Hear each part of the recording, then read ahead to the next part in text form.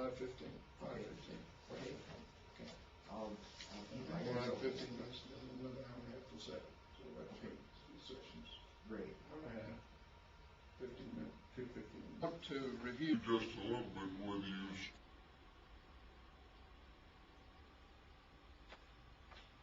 I want to review with you just a minute some things in the syllabus to kind of highlight some points so that we'll all know where we're going. Let me mention the course objectives.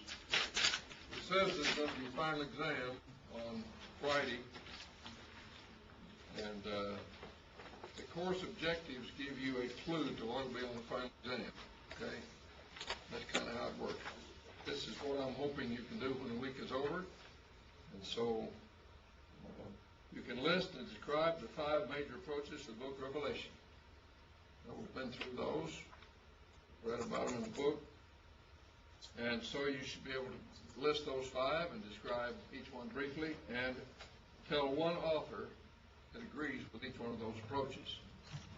We'll be saying that more and more as we go through, but you should be able to do that.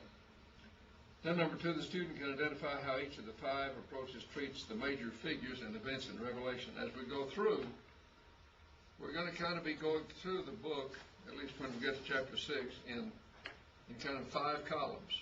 I mean, think of it as 5 columns. In fact, I have a handout that I'll give you. Here you go. I have a handout I'll give you at the end of the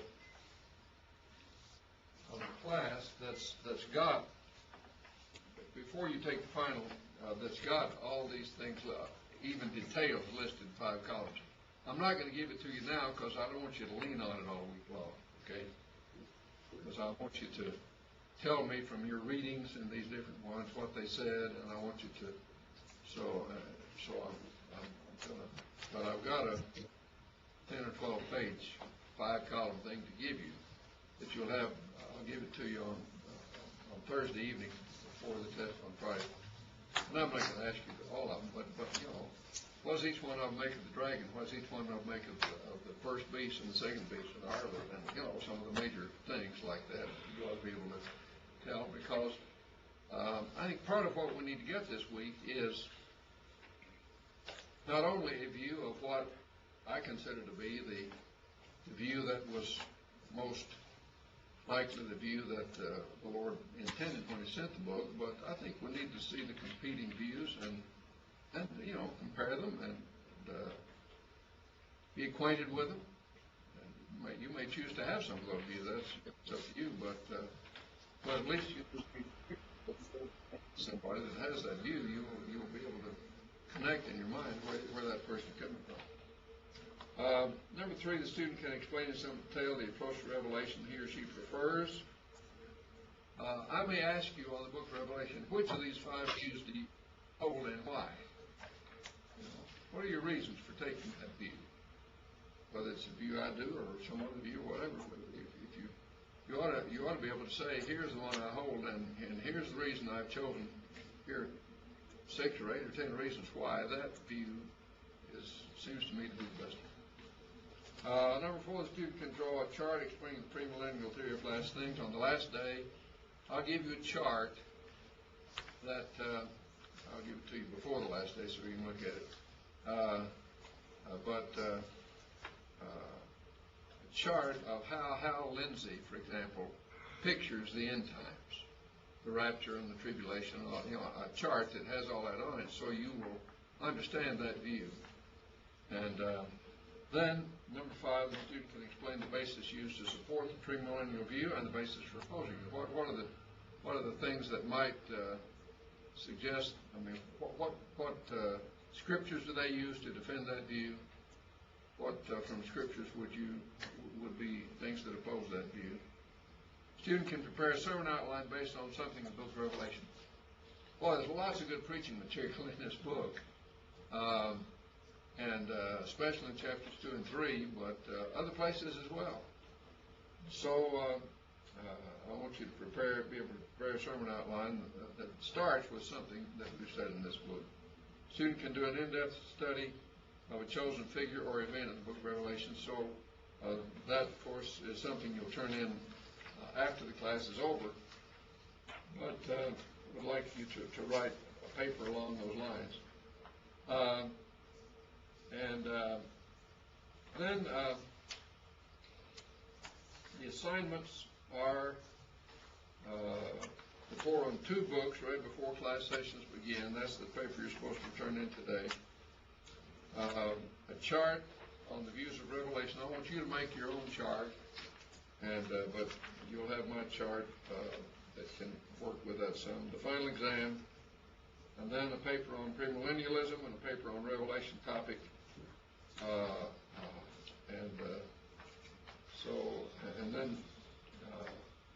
So these are things that will be expected of you during the week. So just want you to be aware of that. On the sermon one, you should be. I hope that you'll have a separate piece of paper on which you can write sermon. Something encouraging. I can preach on that. I can preach on that. Well, get a sheet and write them down. So just have a blank sheet of paper, and when we come across something that strikes you, we may talk about it, we may not, but you will think of something that, that'd make a good sermon. Like, out of the first session, we had the church grew because of the way they lived and the way they died. You ought to write that on your sermon sheet. That's pretty good, see, the way they lived and the way they died. So you need to be having that and track those as we go along. Okay, well, you can read the syllabus and all that's in there, but anyway, just want to kind of review that with you a little bit as we get started. All right, we're ready to talk about the second beast. Identify the second beast. He is discussed primarily in Revelation chapter 13, verses 11 to 17. And so it's from there mainly that we'll get these characteristics. He comes up from the earth. The other one came up from the sea. This one comes up from the earth. He has two horns like a lamb. Now the picture I'm going to give you in a moment from the artist is going to have a beast-looking thing with 2 horns like a lamb. Some picture it more like a lamb with 2 horns, but anyway, however you picture it, the identifying thing is it has 2 horns like a lamb. Then speaks like a dragon. Whose side is this beast on? Satan's side. Satan is the dragon. So if this one speaks like a dragon, it's on Satan's side, okay? So this is going to be one of Satan's agents. Here is a picture that has been given of this beast. You see over here, 2 horns like a lamb right there, 2 horns. And this beast is setting up an image over here of the first beast. That's what it says that this beast does. Comes up out of the earth. You see this one's coming up out of the earth. Beast with 2 horns like a lamb. Okay. Now, this beast exercises the authority of the first beast in his sight. In his sight. What does that tell you about this beast?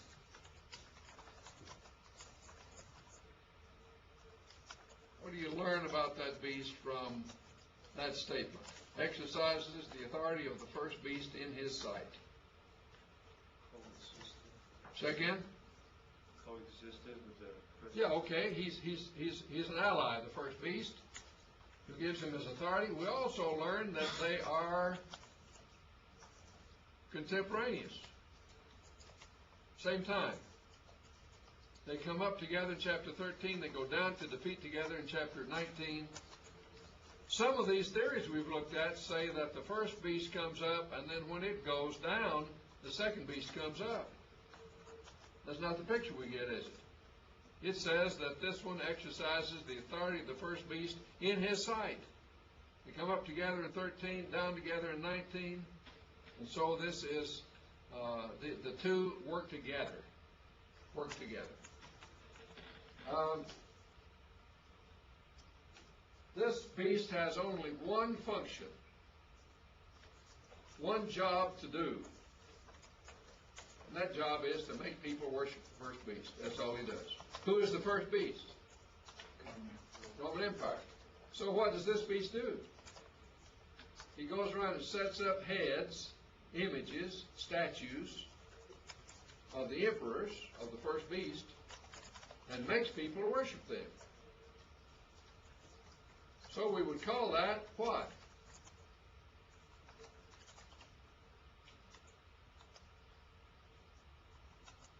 Worshipping the emperor would be emperor worship, wouldn't it? The emperor worship. So these are the people who require worship of the emperors. Well, was there such thing as emperor worship? Was that a problem for the church in the early centuries? Well, yes. Emperor worship was a big thing. Domitian, who reigned from 82 to 96, was strong on emperor worship. The earlier Roman emperors, but Augustus and Caligula and all these others, had been worshipped as deities after they had died. Domitian said, I want to be worshipped as an emperor while I live. And that took emperor worship to a new level. And so, during his reign of 82 to 96, emperor worship becomes a greater and greater force in the Roman Empire. If you visit the ruins of Ephesus today, any of you been to Ephesus? You ought to go to Ephesus sometime. The ruins there are marvelous.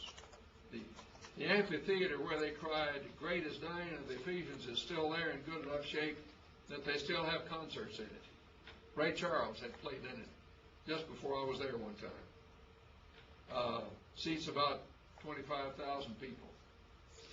You can see that very place. One of the things they have in Ephesus is a temple to 3 Roman emperors. It was built a little after this book was written, but suggests the kind of thing that was going on. It was this temple to the 3 Roman emperors, Vespasian, Titus, and Domitian, a father and 2 sons, was 3 stories high. And the building and the grounds it occupied were a football field wide and 5 football fields long. Pretty good size. And it sat right next to the state marketplace, right downtown Ephesus. And right down the street is a temple to Trajan, another Roman emperor, and you go to all the 7 churches. Took a trip 2 or 3 years ago and visited each side of each of the cities, 7 churches. And all of them, of which there remains, which you can see today, there are still vestiges of emperor worship, like those temples, gates, magnificent gates built to honor the Roman emperors, and all kinds of things that were done to honor them. And so the Christians now are in a difficult spot because everybody around them is worshiping the emperors, and they can't do that. We'll come to more about that as we go through, but the second beast is the one that promotes emperor worship. And so we might call this second beast the cult of emperor worship. The cult of emperor worship. So the first beast, the Roman Empire; the second beast, the cult of emperor worship. Now that comes from the description we have, that he sets up heads of the first beast and requires people to worship them. Okay, so we've seen that it's written in symbols about what will shortly come to pass, given to comfort persecuted Christian, identifies the dragon, the first beast, and the second beast. Here is key number 5. It identifies the harlot. There's a harlot that plays a role in this story. We're really going through the cast of characters, aren't we? Revelation is a play, like going to see a play. And it has a cast of characters. And the cast of characters all are not what they seem to be. They look like a dragon and a beast and a second beast and a harlot. That's not what they really are. That's what it says. Here's what it means. And so, let's look at the harlot now, another in the cast of characters. Who is the harlot? Well, the harlot comes up in chapter 17 We're told in the last verse of chapter 17, verse 18, that she is the great city ruling over the kings of the world. If that's all we knew, what city, at the time this book was written, ruled over the kings of the world? City of Rome. See, Paul Wallace makes this Jerusalem. Well, Jerusalem didn't rule over the kings of the world, did it? She sits on the first beast and sits on 7 hills. She sits on 7 hills. What are 7 hills? City of Rome. She sits on the back of the first beast. She sits on the back of the Roman Empire. She is riding the Roman Empire. Controlling, directing, riding on the back of the Roman Empire. She leads others in immorality. What was likely the most, the most immoral city of the time. There would have been several candidates for that, I suppose. Corinth would have been one of them. But Rome was certainly a city filled with immorality. Her name is Babylon. On her forehead is a headpiece that reads Babylon, mother of harlots. Babylon. What was the condition of the ancient city of Babylon at the time this was written? Didn't exist. It was in ruins. It's gone. But Rome was often called by the name Babylon. Peter seems to do that in one of his epistles. There are other occasions in the literature of the day that refer to Rome as Babylon. Babylon was the capital city of a great empire that persecuted God's people, and so that's a pretty good symbolic name for this city. And she has in her hand a cup, and that cup is filled with the blood of the saints, and she has been drinking so much of that blood of the saints that she's intoxicated with the blood of the saints. So what is she a leader in doing? Persecuting the church. Now, is that enough clues for you? No. The great city ruling over the kings of the world sits on the back of the first beast, and sits on 7 hills, leads others in immorality. Her name is Babylon, and she's drunk on the blood of the saints. All those things, it seems to me, clearly point to the harlots, but the harlots, the city of Rome. But look at this coin. This is a coin that was minted about the time the book of Revelation was written, just a little bit before the book of Revelation was written. That was in circulation in the area of the 7 churches of Asia. And what do you see? Well, here's a woman. And what's she sitting on? 1, 2, 3, 4, 5, 6, 7. What's she sitting on? 7 hills. Okay. And what's her name? Rome. See? Well, the idea of describing the Roman Empire, the city of Rome, as a woman luxuriously arrayed would have been very common to the people in those days. Now, this is not quite the description. She's not wearing exactly what she is as described in the book of Revelation. She's got a little bit more of a military dress about her. But she is sitting on 7 hills, and her name is Rome, and on the back side of the coin is one of the Roman emperors. So, that connection makes it pretty clear. This was minted in 71 AD in Asia Minor, called the goddess Roma coin. She sits on 7 hills, seated by the Tiber River.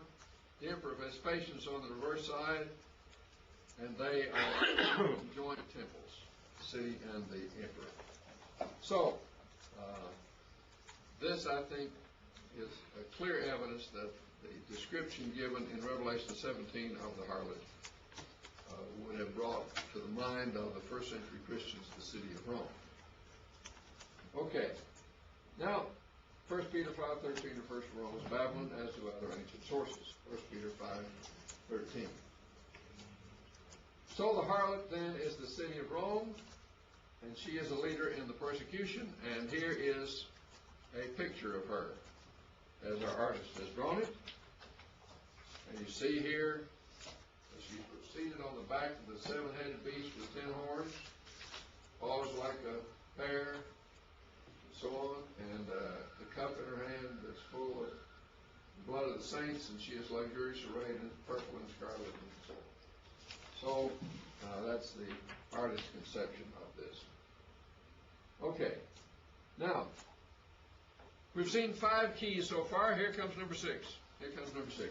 The 1260 days. Yes? Wasn't the first dragon, the first beast was the Roman Empire? That's right. And so is the harlot? The harlot is the city. Okay. And the beast is the empire. Okay. And so the harlot, the city, sits on the back of the empire and directs it. Does that help? Okay. Dr. North, Yes. can I move that chair? Yeah, well, let me move it. Yeah. This way, okay. Much better, thank you. All right.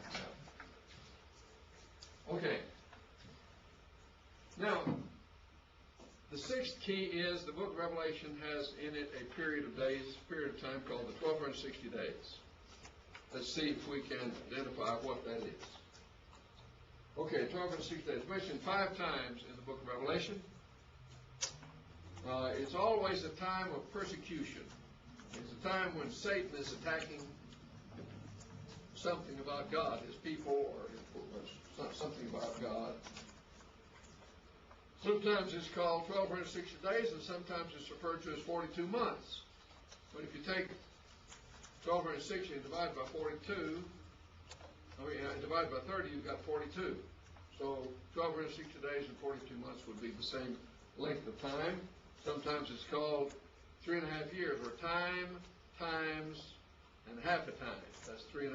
Time is 1, times is 2, and half a time would be 3. 3.5 years would be the same as 42 months, would be the same as 1260 days.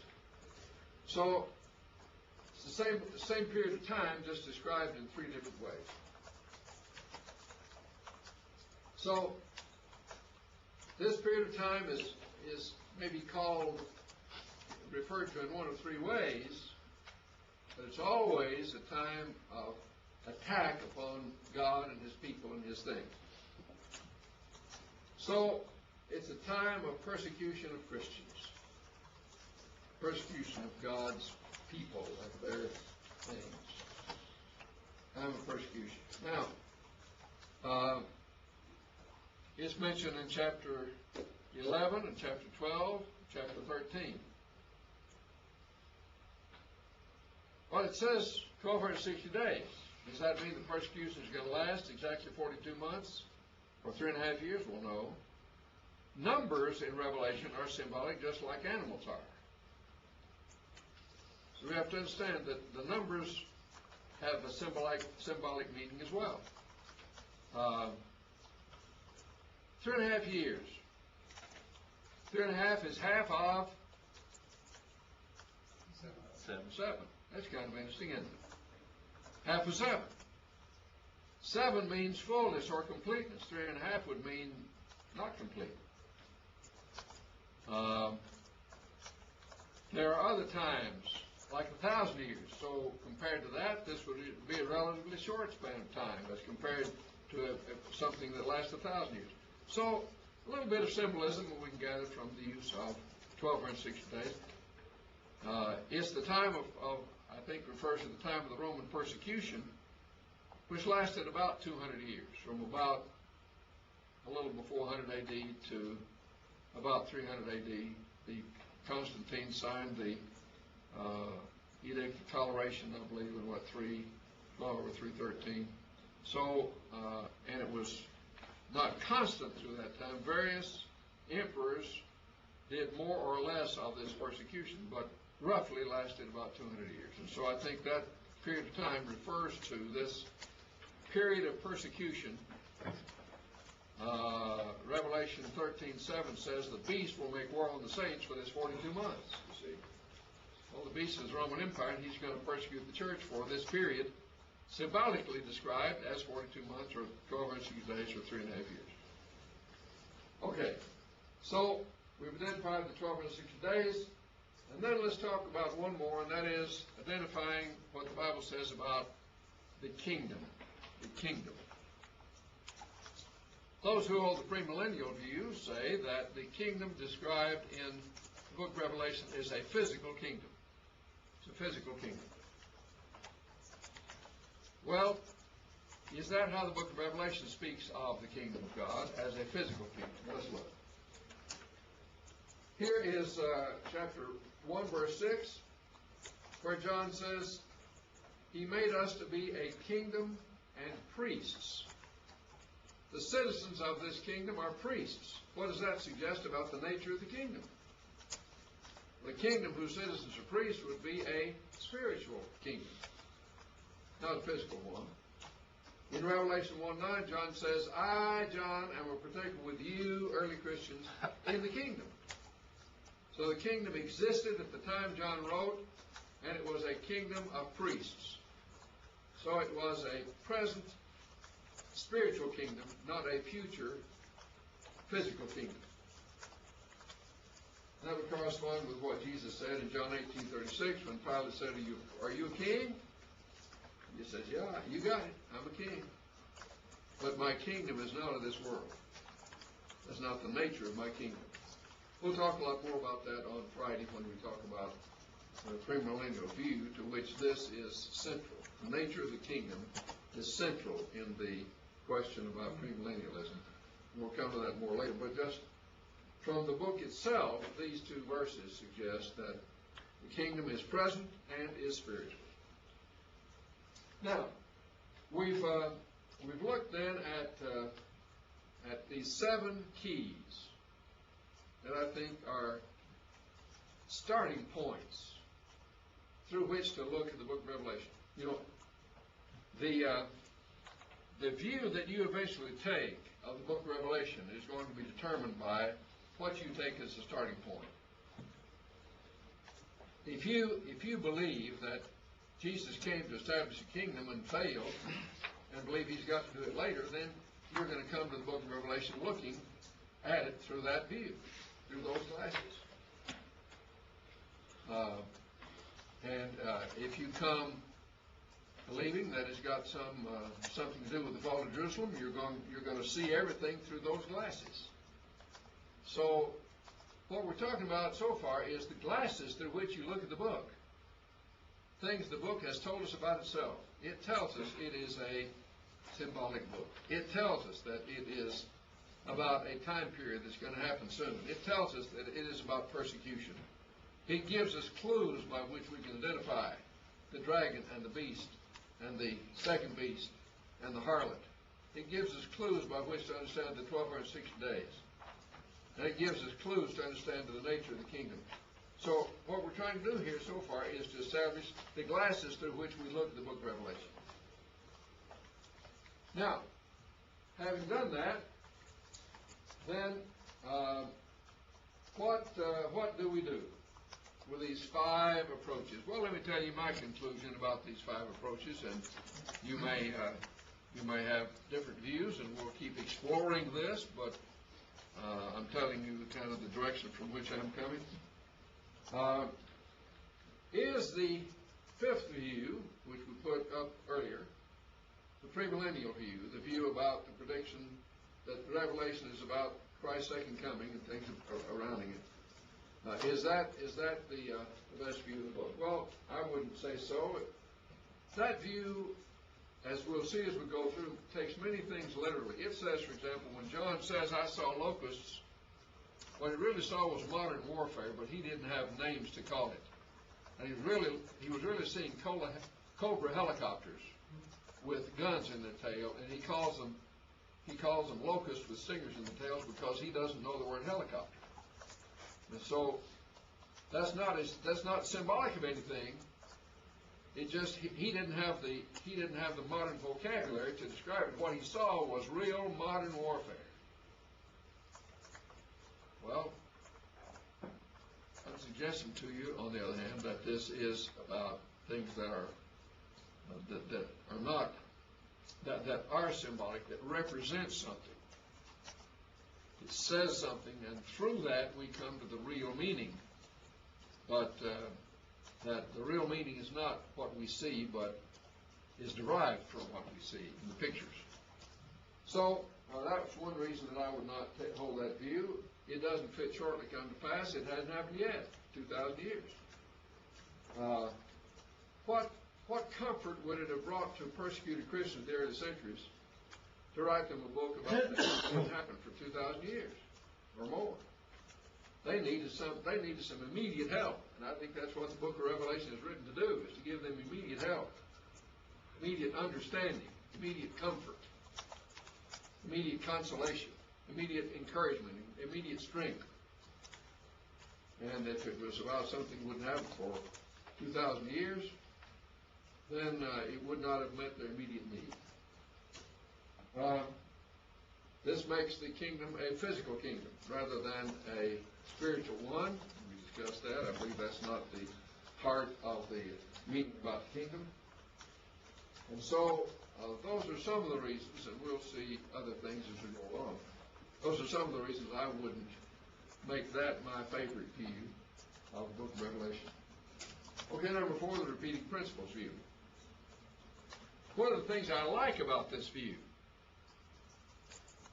is this idea that it's about a template of wherever there's Christ is preached, there will be persecution, religious opposition, and physical opposition. One of the things I like about that view is that it has a way of making Revelation relevant to any time and place. Well, I agree with that. I don't agree with how they reach that conclusion, but I agree that it is relevant as an important message for Christians in any time and place. But I would differ with this view a little bit. It doesn't seem to me that fits shortly come to pass very well if it fits the 21st century just as well as it fits the first century, you know. It has nothing to do with time. It seems to me there's some real specific identifications of time and purpose that this view misses. It misses the specific identification for key characters. It doesn't make the first beast, for example, to be the Roman Empire, but makes it any political power. And the second beast is any religious power. And I think the identification is more specific than that. Usually it talks about 7 cycles, as we'll see as we go through our study from the first coming to the second coming, first 3 chapters, 4 through 6, 7 through 9, and so on. And as I believe we'll see as we go through, some of those miss the meaning that's there. So those are some of the reasons I wouldn't take that as my preference. Religious and political history of the world. I grew up on that one. That's the one that I heard most of all when I was growing up. And then I came to believe in the repeating principles view and held that for a while, and then determined to preach a series on Revelation and studied it for a long time. And that's when I changed my mind and came to the view that I'm supporting to you today. But I believe that one is not consistent on the identity of the symbols, as those who hold the view, some of them make one thing to mean one time in history, and others take the same thing to mean another time in history, and others take the same thing to mean another time in history, and so it's pretty unclear about what these would represent if they can't agree on those. Secondly, it doesn't fit shortly come to pass, and doesn't give comfort to persecuted Christians to say, well, this is going to be the history of the whole world for 2,000 years or more. And I think they had a problem that Jesus was trying to address right then. And this view doesn't satisfy that need, that problem. It misses the identification of the beast. First beast is Roman Empire, and the second beast as the cult of emperor worship, and makes the second beast to be the Catholic Church and things like that, which I think are not is not the best view to take of those. Especially misses the beast and the harlot by making them, the second beast and the harlot, by making them to be the Roman Catholic Church. Well, it's not any surprise to you that I'm not a member of the Roman Catholic Church, or I wouldn't, if that were the case, I probably wouldn't be invited to speak here on this topic. But I don't believe that that is the intent of the harlot and the second beast. The destruction of Jerusalem. Well, I think that requires the dating to be back in the 60s AD, which is not the best dating. The first time we hear the book of Revelation being mentioned is 96 AD, when it is mentioned as being in circulation. It's strange that it would have been, if it were written in the 60s for 30 years, there's nothing in any of the early church literature about it for 30 years. That would be a little strange. The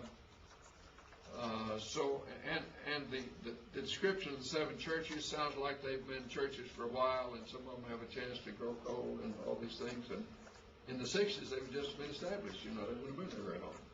So I think the 60s don't fit the condition of the churches.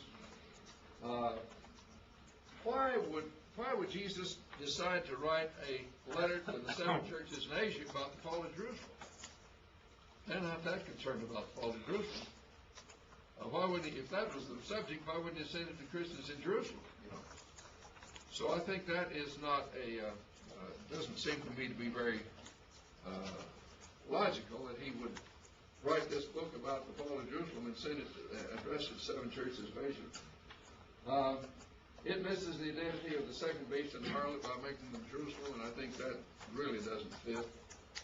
The harlot seems clearly to be the city that leads the world and rules over tribes and tongues and people and nations, and that would not be true of Jerusalem.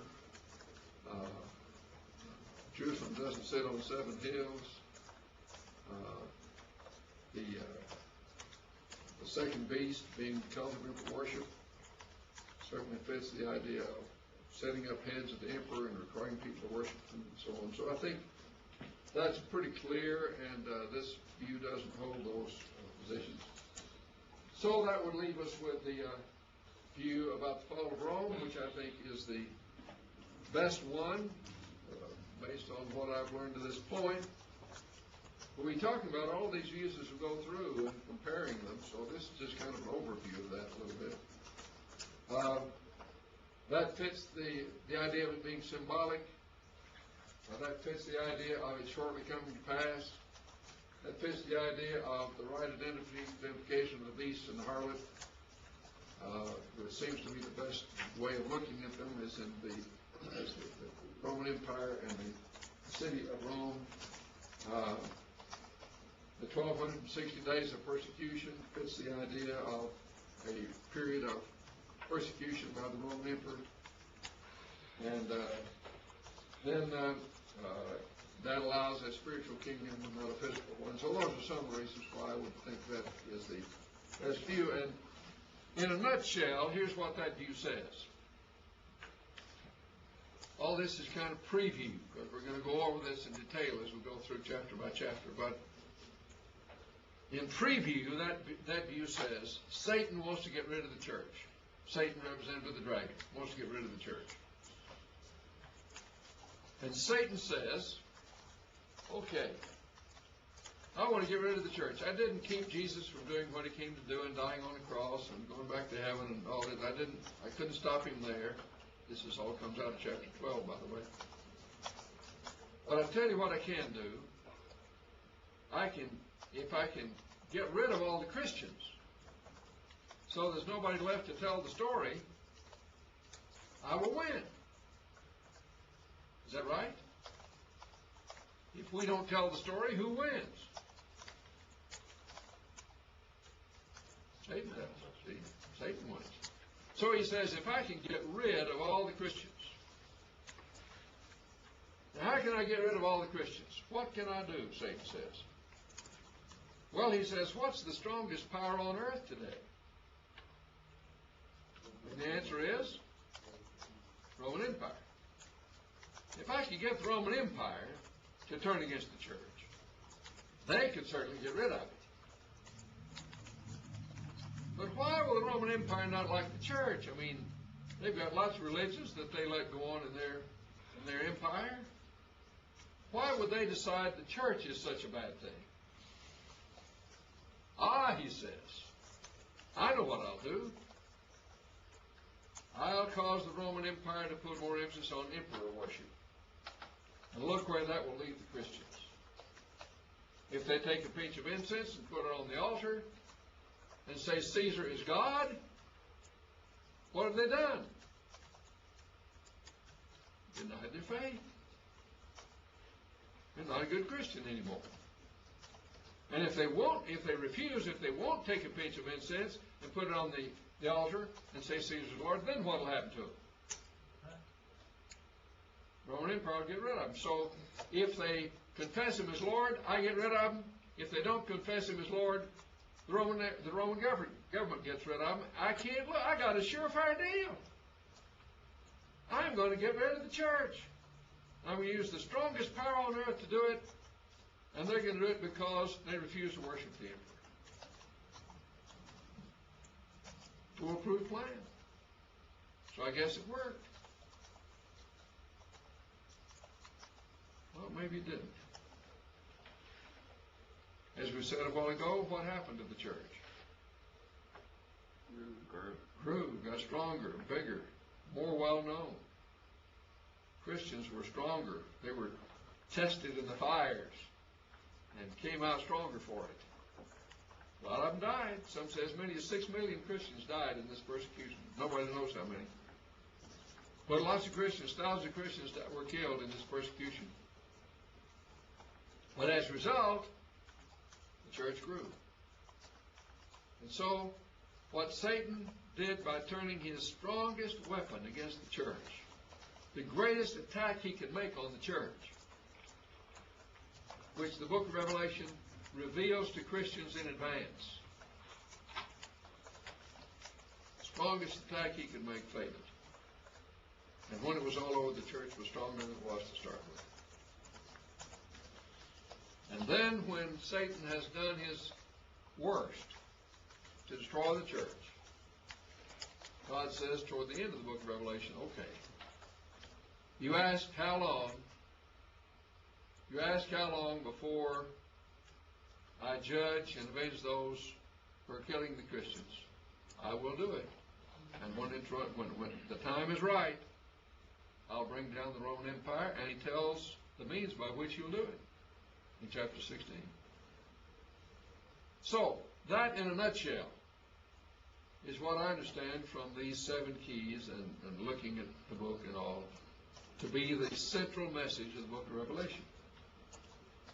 Now, we're going to go through chapter by chapter and see how this unfolds and look at other views too, so that we'll try to give them a fair shot. But that's kind of the summation of what I understand these 7 keys to tell us about the book of Revelation. Okay, anybody got any questions or things you want to ask about what we've done so far before we sort of start through the book chapter by chapter? Anybody got a question? Okay. Well, we're going to start now with chapter 1. I need to change what I've got on my computer here just a minute.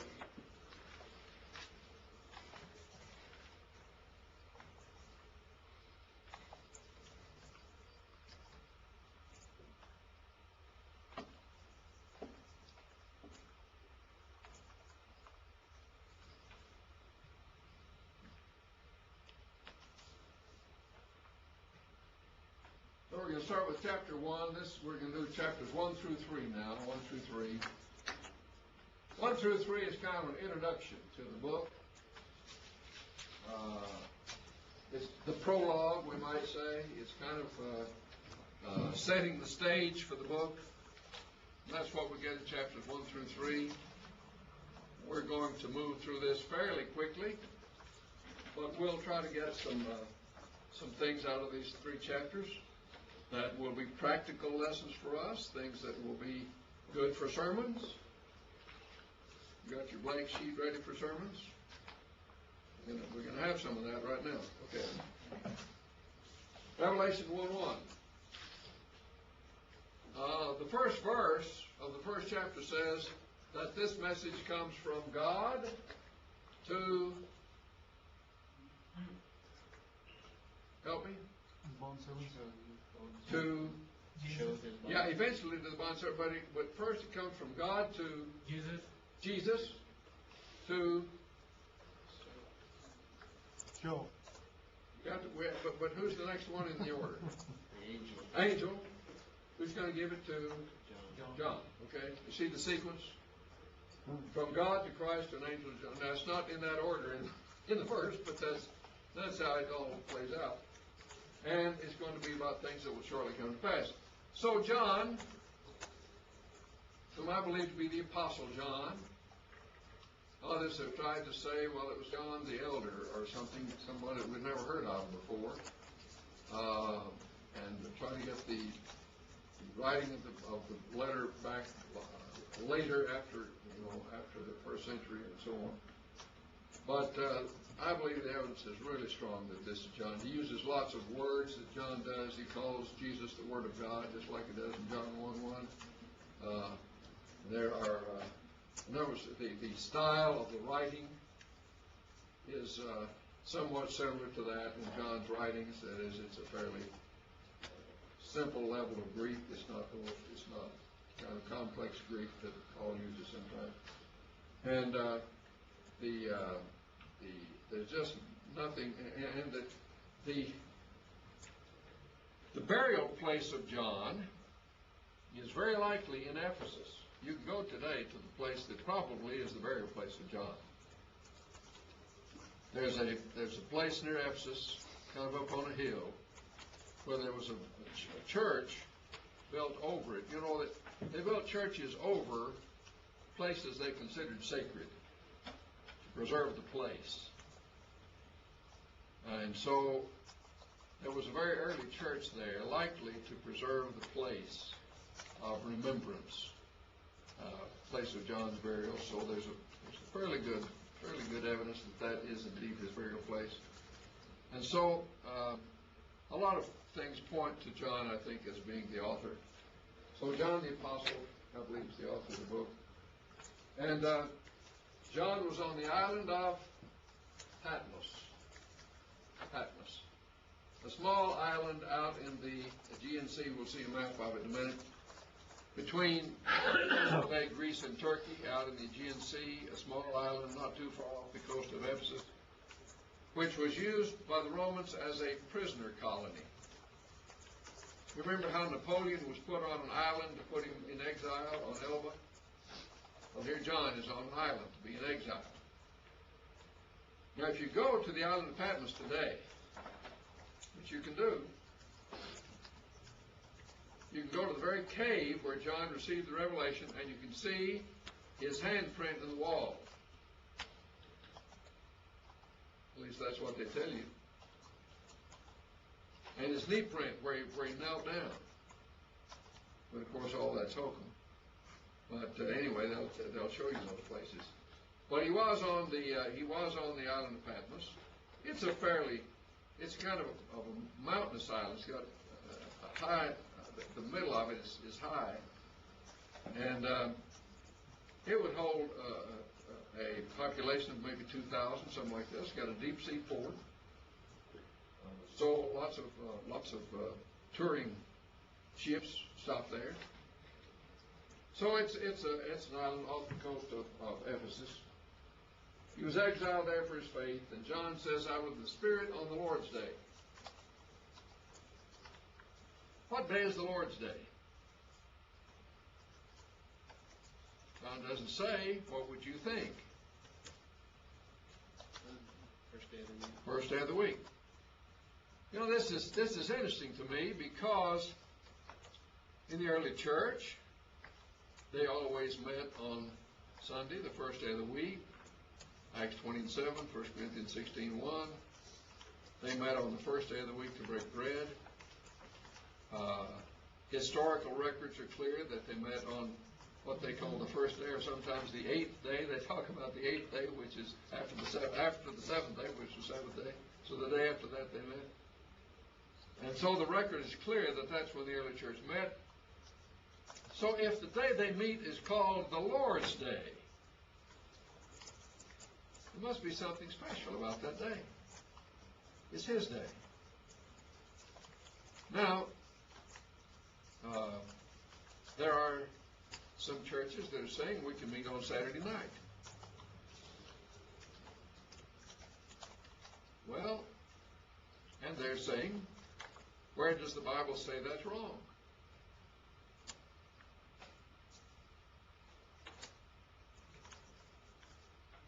Of course, it doesn't say that's wrong. If that's the way you're going to approach things, is you can do anything that the Bible doesn't say is wrong. I think it's not the right direction from which to start. But what's interesting to me is that there was a day that was so special to John and the early Christians. It's called the Lord's Day. And he assumes they're going to understand what that day is because the only identification he gives to it is the Lord's Day. That's a special day for Christians.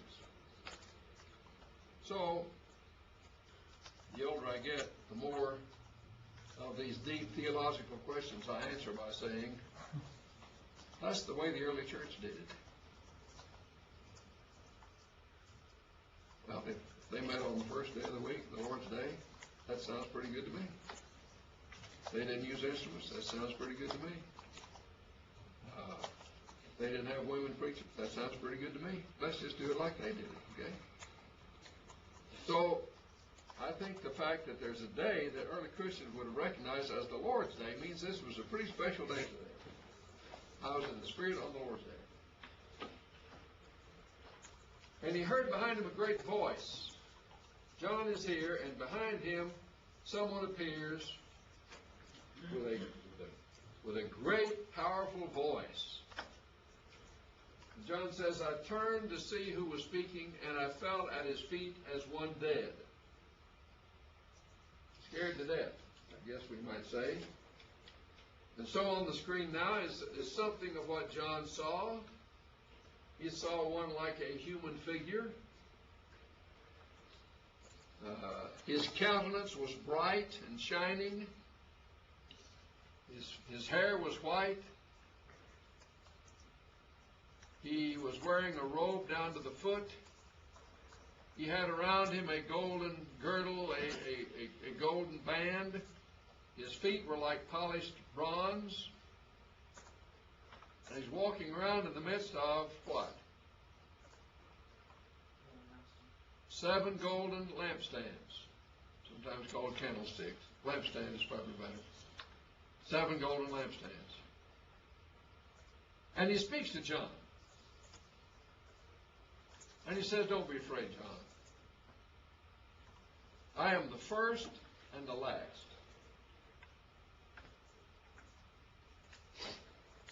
What does that signify, first and last? What quality does that give this person? Eternal. Eternal, exactly. I am the eternal one. Or, I am deity. Okay, I am deity. I am the first and the last. I am the living one. This is the deity who was dead and alive again. Who's that fit? Who is the only one that fits? Who's the only deity that ever died and rose from the grave? Be Jesus, wouldn't it? I'm the first and the last and the living one. I was dead and I'm alive again. I have the keys of death and of Hades. Who's going to turn all the dead people loose someday? 1 Corinthians 22 through 26. Jesus, when he returns, he's going to raise the dead. And so, he identifies himself as divine, but he's also appearing in human form. He's got a head and arms and legs and feet. It's interesting to me that this picture, here comes the sermon talk. This picture demonstrates for us many of the qualities of Jesus. He's divine. He's human. That's 2 pretty good things right there. He is powerful, has the keys of death and of Hades. He is eternal. He's walking around in the midst of 7 lampstands, and each lampstand represents a a church. So he is close to his churches. Don't you like that? He's walking around in the middle of his churches. And he wants those churches to be like a golden lampstand. Tell me what it tells us about the church, that the church is a golden lampstand.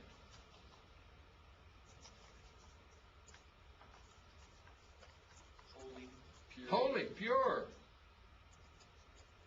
light-bearing. Your congregation ought to be a golden lampstand in the community. They ought to see your good works and call you golden, call you beautiful. They ought to see your light and want to follow you, a light in the darkness. A lot of good analogies can come out of the golden lampstand idea. So Jesus is walking around among his lampstands, his churches. He's close to us. He's observing us. He cares for us. He's close to us. So some really interesting things come out of just the picture here of Jesus appearing to John. So he comes and says that he is there, and he says, I have in my right hand 7 stars. And he says the 7 lampstands are 7 churches, and the 7 stars are the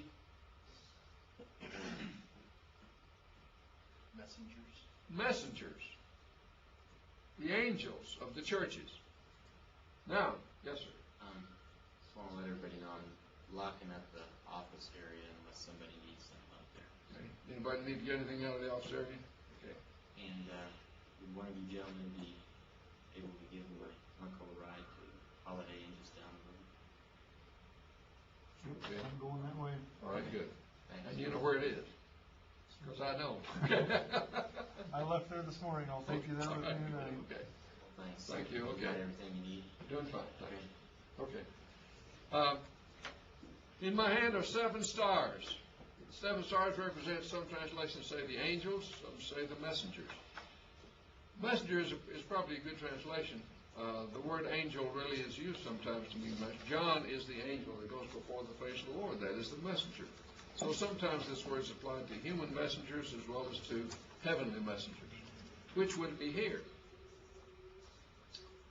Well, when he comes to each one of the 7 letters in chapter 2, how does he start each letter?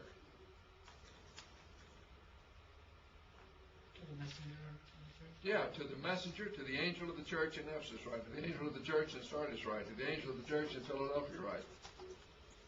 Now, if these are heavenly beings that he's sending the letter to, how is he going to get it to them? And what post office is he going to put it in to send it to an angel flying around? So I think he must mean the human messengers of these churches, that is, the corresponding secretaries, the elders, or somebody who sends and receives messages for the churches. Jesus says, I want you to get this letter and send it to the people, to the one over there that receives their mail, we would say, that receives the messages, and get it to those churches.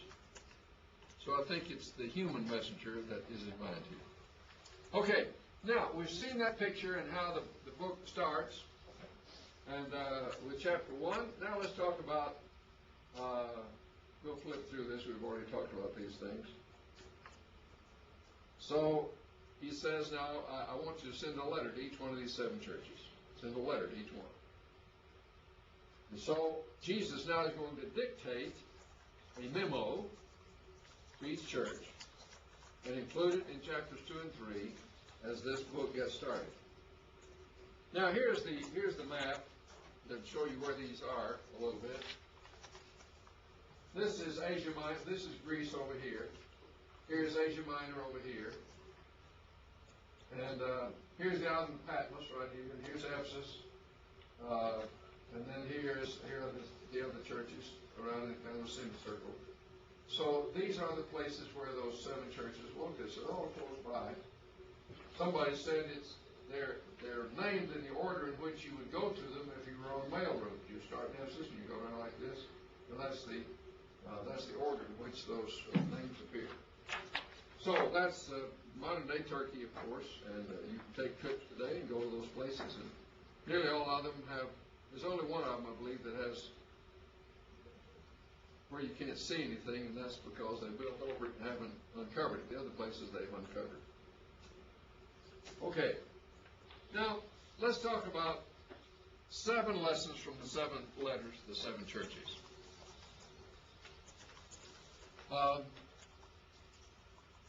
You can certainly preach a sermon on each one of these letters. Let me give you the outline for doing that. The letters follow a consistent pattern. They all start with an introduction in which Christ identifies himself. He begins with the church in Ephesus, right? And then he identifies himself as something that relates back to chapter 1. He says, I'm the one with eyes like the flame of fire. I'm the one whose feet are like the polished brass. So he starts every letter and identifies himself by some characteristic suggested by what we saw in chapter 1. So the first is kind of the introduction of the letter. Then, and the identification of himself as the author. Then in most letters there is a recital of good things about that church. Things that he approves, things that he's glad to see. And then there is a section on things that he's not happy about with that church. And then finally there is the epilogue, the close of the letter, in which he always closes with a consistent formula. To him that overcomes will I give. To him that overcomes will I give. To him that overcomes will I give. And then he mentions some reward that he has in mind for for that church. We're going to go through in a minute all those rewards, but he closes with this epilogue that says, to him that overcomes will I give. What's the Greek word there for overcome?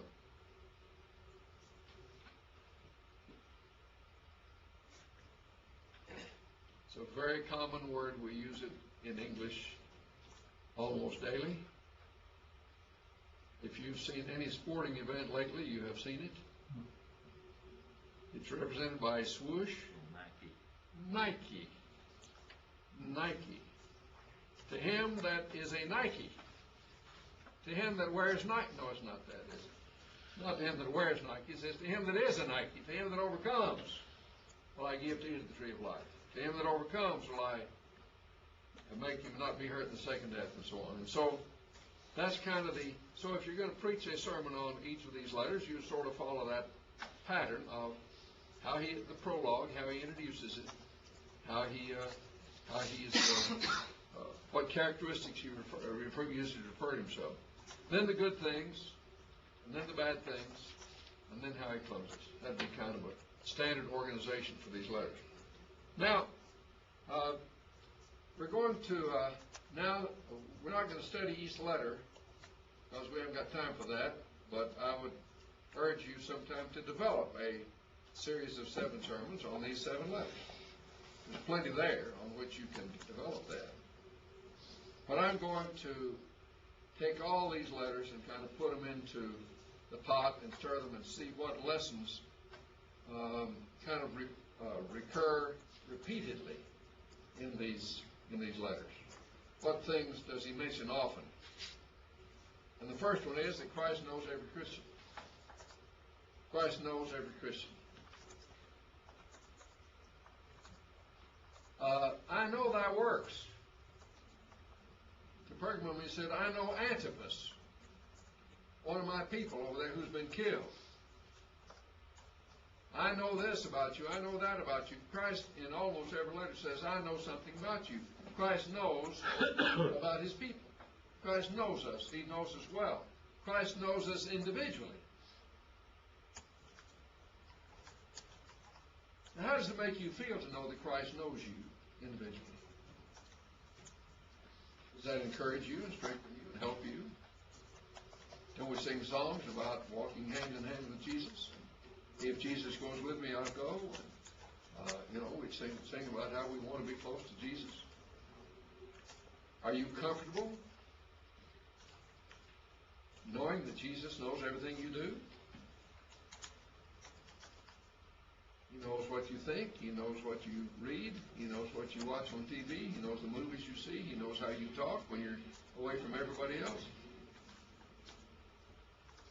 Well, if it scares you, if it makes you feel badly to know that Jesus knows you, then you've got some things to work on, haven't you? If, on the other hand, you say, oh, I'm so glad that Jesus walks with me. I'm so glad he's close to me. I'm so glad he is with me. He takes every step with me. Every problem I have, he can help me find the solution. Every difficulty I have, he is there to be with me. Every good thing that happens in life, I can share with him. If it makes you feel good to know that Jesus knows you and walks with you, then that's a pretty good sign about your spiritual health. But be sure of this, Christ knows every Christian. Okay, here is lesson number 2. Christ wants churches to guard their teaching. Does Christ care what is taught in his churches? Does Christ say, well, after all, one thing's as good as another. You don't all have to agree on the basic things. Just, whatever you think will be okay. That's not the approach Christ takes in these letters. Let me give you some examples. Chapter 2, verse 2 in Revelation, he praises Ephesus because they've tested those who claim to be apostles and found them false. And what's more, they won't have anything to do with the Nicolaitans, and he commends them for that. So he praises them for holding tightly to the right doctrine. They tested the apostles and found them false, and they hated the work of the Nicolaitans. Thank you. Yeah, thank you very much. Then there was Revelation chapter 2, verse 14 and verse 20. He condemns Pergamum and Thyatira for allowing false teachers. These teachers at Thyatira and Pergamum had said it's okay to commit fornication and it's okay to eat things offered to idols. We're going to come back to that in a different way in a minute. But he condemns them for allowing those people to teach such doctrines in their church. What business have you got allowing teachers like that, not in these words, to stand in your pulpit? And then to Sardis, he says, chapter 3, verse 3, remember what you have received and keep it. What had they received? Well, they received the true doctrine. That's how they became Christians. That's how they got started. Probably through the teaching of Paul and those that Paul taught. But they started out well. They started out with the right teaching, the right doctrines, and now he says, what you received, you keep it. You hang on to that. Don't be swayed away from it. Don't wander away. Don't let people come and lead you astray. You remember what you received and keep it. To Philadelphia, chapter 3, verse 8, he says, you kept my word. Was something else just as good? No. You got to keep my word. Do what I've told you. Keep the words of Christ and his apostles. Then there is, so Christ knows every Christian. Christ wants his churches to keep their doctrine pure, guard their teaching. Here's number 3.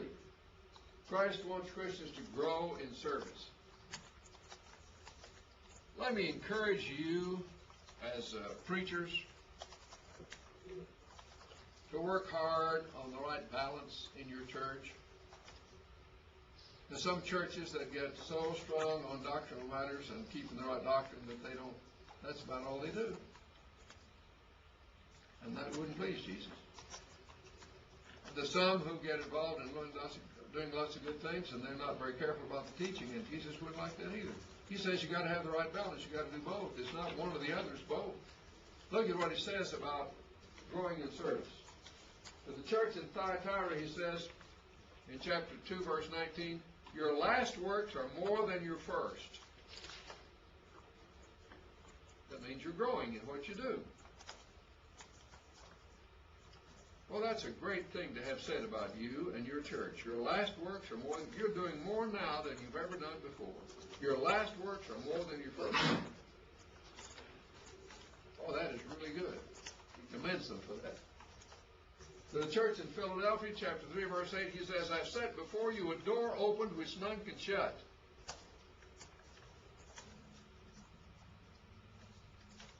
Well, what does a door open mean? Opportunity for work. Opportunity, exactly, opportunity.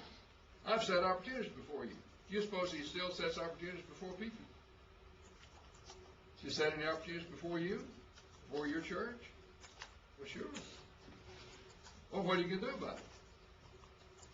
You're going to see the opportunities and walk through those doors?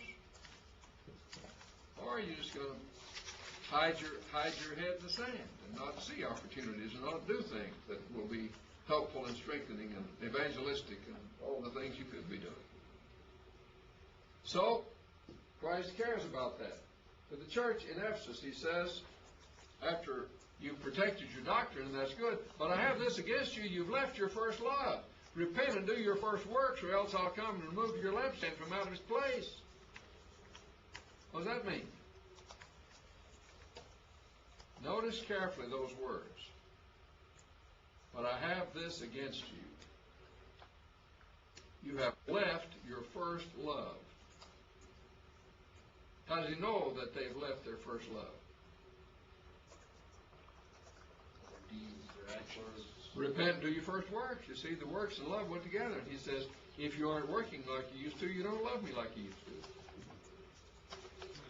Repent and do your first works. Or else I'll come and remove your lampstand from out of its place. That is, this church is going to go away if you're not involved in service. In Revelation 3:15, it talks to the church in Laodicea and says, oh, I wish you were hot or cold, but because you're lukewarm, I'll spew you out of my mouth. Lukewarm. We all know about that, don't we? Church in Laodicea. The strictest translation of that expression, I'll spew you out of my mouth, would be, I will vomit you out of my mouth. You make me sick. I will vomit you out of my mouth. Now, look at the range of things here. Thyatira, your last works are more than your first. Philadelphia, I've said before you, an open door. Ephesus, you've left your first love. Repent and do your first works. Laodicea, you lukewarm. Now here's the last one. To the church in Sardis, he says, you have a name that you live, but you're dead. A name that you live, but you're dead. He had been reading their church bulletin. And in it, they had all these things they were going to do. We're going to have a meeting on Monday night and talk about evangelism. And 13 people showed up the first week, and 9 the second week, and 3 the third week, and the fourth week they quit. Next month they had in their bulletin, we're going to have a meeting on Monday night about benevolent work in the church. 12 people showed up on Monday night, 9 the following Monday, 3 the following Monday, and then they said, let's don't do it anymore, nobody's interested. He says, no, I don't ever find your works completed. He uses that expression. Well, a name you live, but you're dead. Now, my question is to you, where do you fall in that range? Your last work's more than your first, have a name to live, you're dead. Doing your opportunities, left your first love. Lukewarm, where are you on that continuum? Well, the point is Christ cares what you're doing. That's my point. And he expresses that by talking to these churches in different ways, describing their condition. Makes a pretty good sermon right there, boys, I want to tell you. Christ cares how much this church is doing. What are we doing? How are we serving? Are our last works more than our first, or do we have a name we live but we're dead? Not only as a church, but as individuals. That's how a church gets how it is by individuals being how they are. So, the point of all this is that Christ wants churches to grow in service. Christ wants churches to grow. So, yeah, guarding the teaching is important. I would never minimize that. Churches that emphasize that to the point of not being good servants of His, not reaching out to the needy and not reaching out to evangelize and not doing the things that need to be done and not showing the close fellowship and the love and the support. They're not doing it either. So you got to have both. You got to have both. Okay, here's number 4. Christ wants Christians to live pure lives. Christ wants Christians to live pure lives. We mentioned a while ago Pergamum and Thyatira that allowed these people to come in and teach. It was okay to commit fornication and to worship and to eat things offered to idols. How do you suppose they ended up allowing that? Why would that have come into the church? They changed their own moral standard. To fit The world. the world around them, exactly. See, that's what everybody around them was doing. Everybody in town went to the pagan temple and partook in that sacrificial meal to the temple, to the god or goddess of that temple. And in many occasions, worship of these pagan deities involved fornication and things like that. It was common practice. And so these people have said, in effect, let's not separate ourselves too far from the world. We'll never be able to reach them. Let's take part with them in some of these things. And then we'll have a better chance to bring them to Christ. You see, we'll go out and take part of them, and they'll say, well, you're not so much different from us. And then we'll have a better chance. I'm making that up, But somehow, people in that church were saying it's okay. Probably it was some of the Gnostic teaching, which was that the body isn't anything and it only matters what the mind does and the spirit does and all this stuff. But anyhow, they're letting the world around them set their moral standards. That's the point. Boy, if a church gets in that condition, if an individual Christian gets in that condition, they're in really bad shape. So, we've got to be sure that we're not setting our standard by the world, but we're letting our standards, moral standards, be set by Christ and what He says. The Bible tells us where to set our moral standards.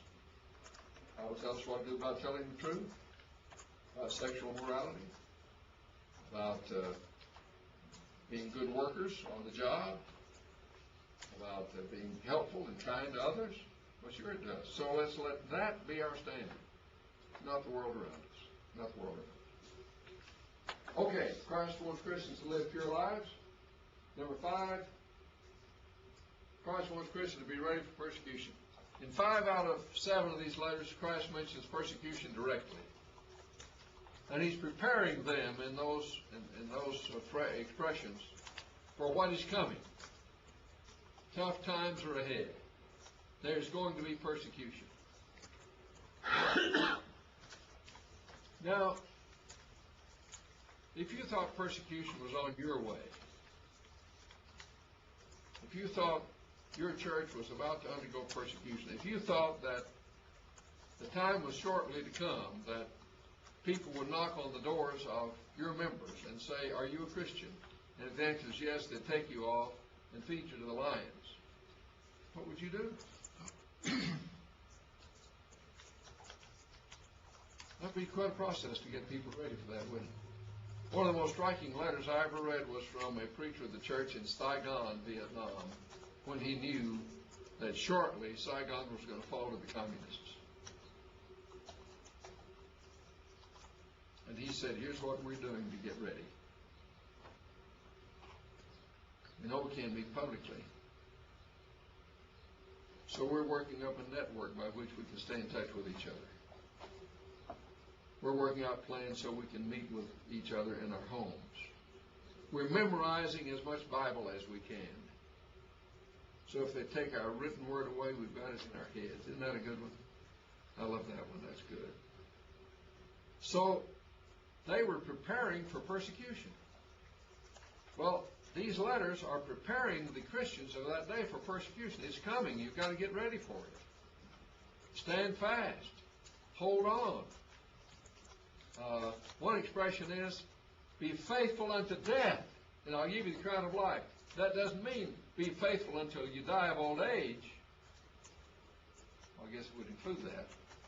It means be faithful to the point of giving your life. Be faithful unto death, and I'll give you the crown of life.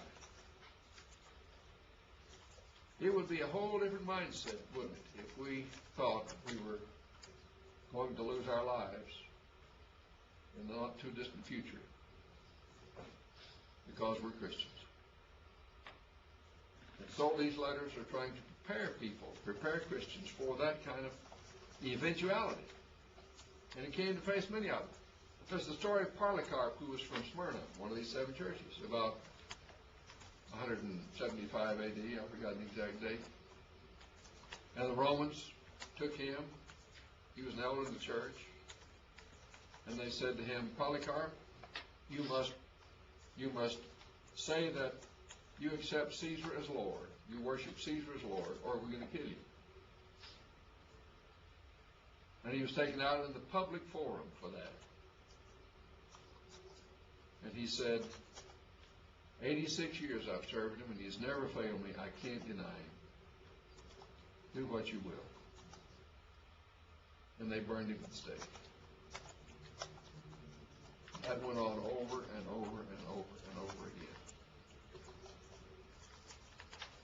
Now, Christ in these letters and in the whole book, I think, is preparing the church for that kind of persecution. Okay, here comes number 6. Christ wants Christians to know they can be lost.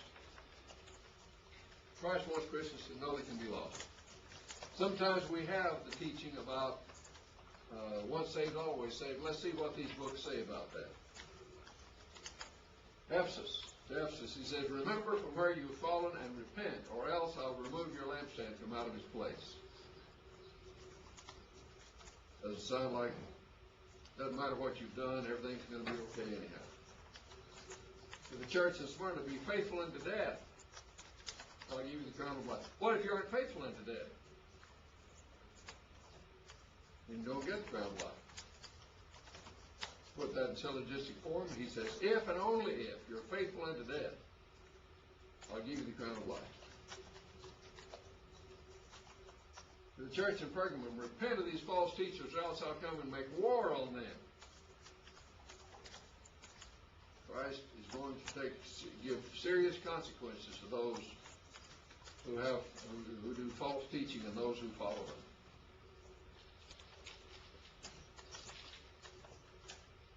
The church in Thyatira, he says, I'll take this woman Jezebel, this false teacher woman, he calls by that name, and her followers, and I'll cast them into a bed, and I'll kill her children, hold fast till I come. It matters whether or not you are allowing false teachers and following false teachers.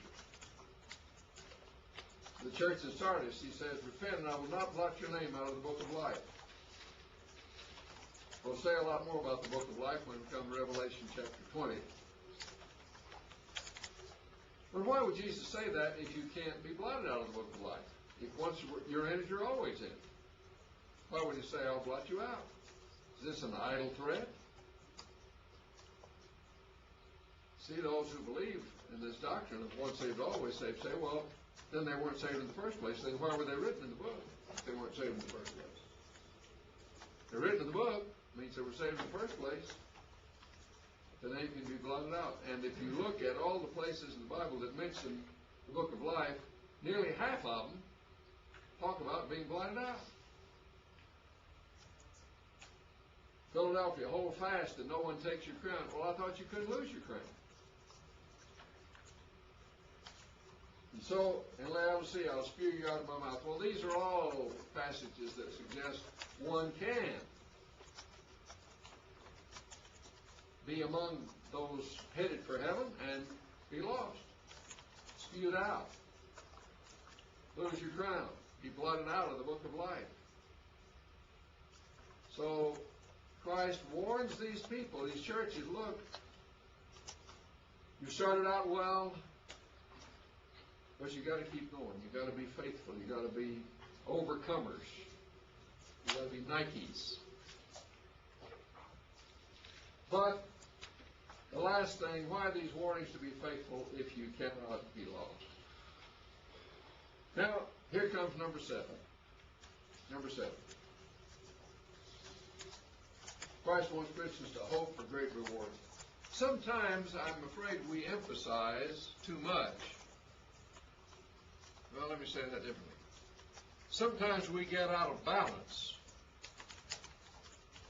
the warnings to be faithful and the promises if we are faithful. We spend more time on the warnings than we do on the promises. I think that's out of balance with what Christ would have us do.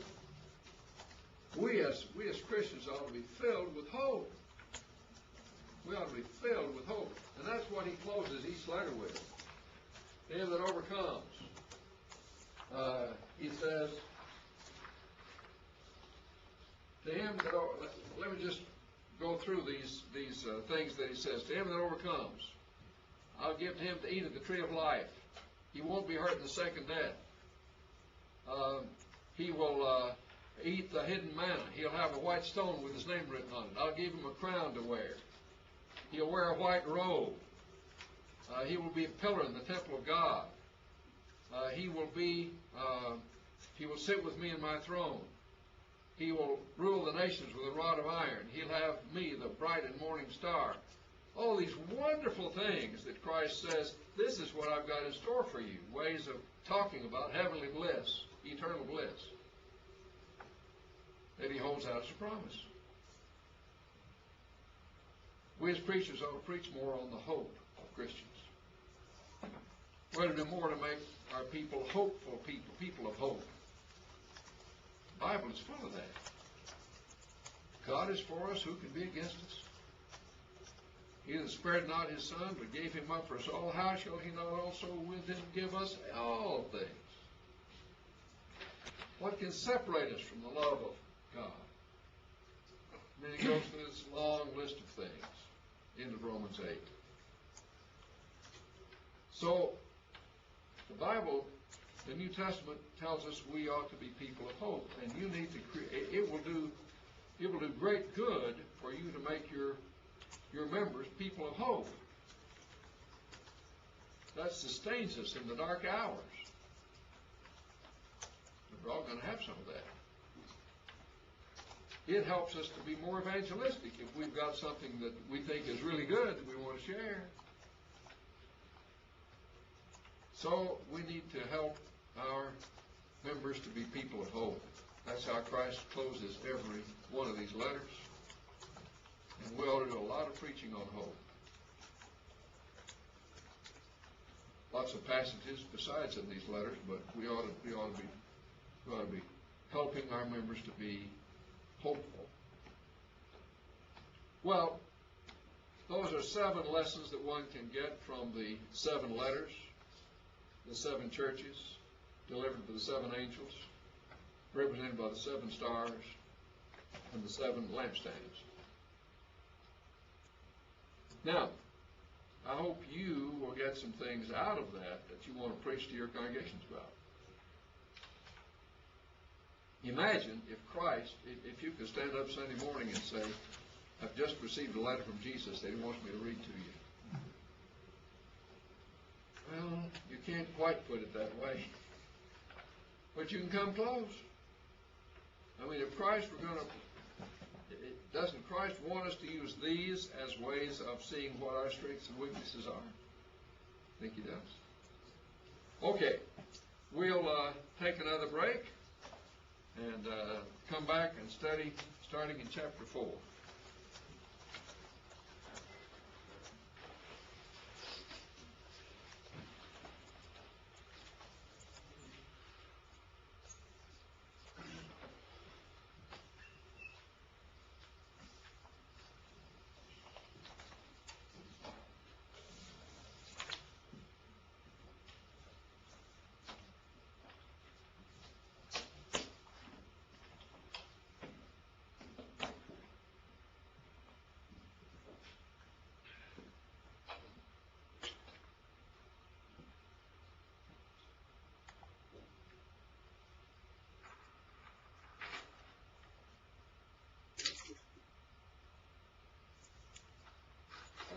starting now in chapter 4. We've seen the first 3 chapters as prologue, introduction.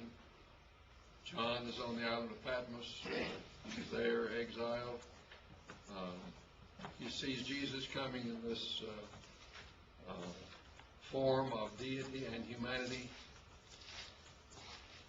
Jesus has written his specific comments to each of the 7 churches.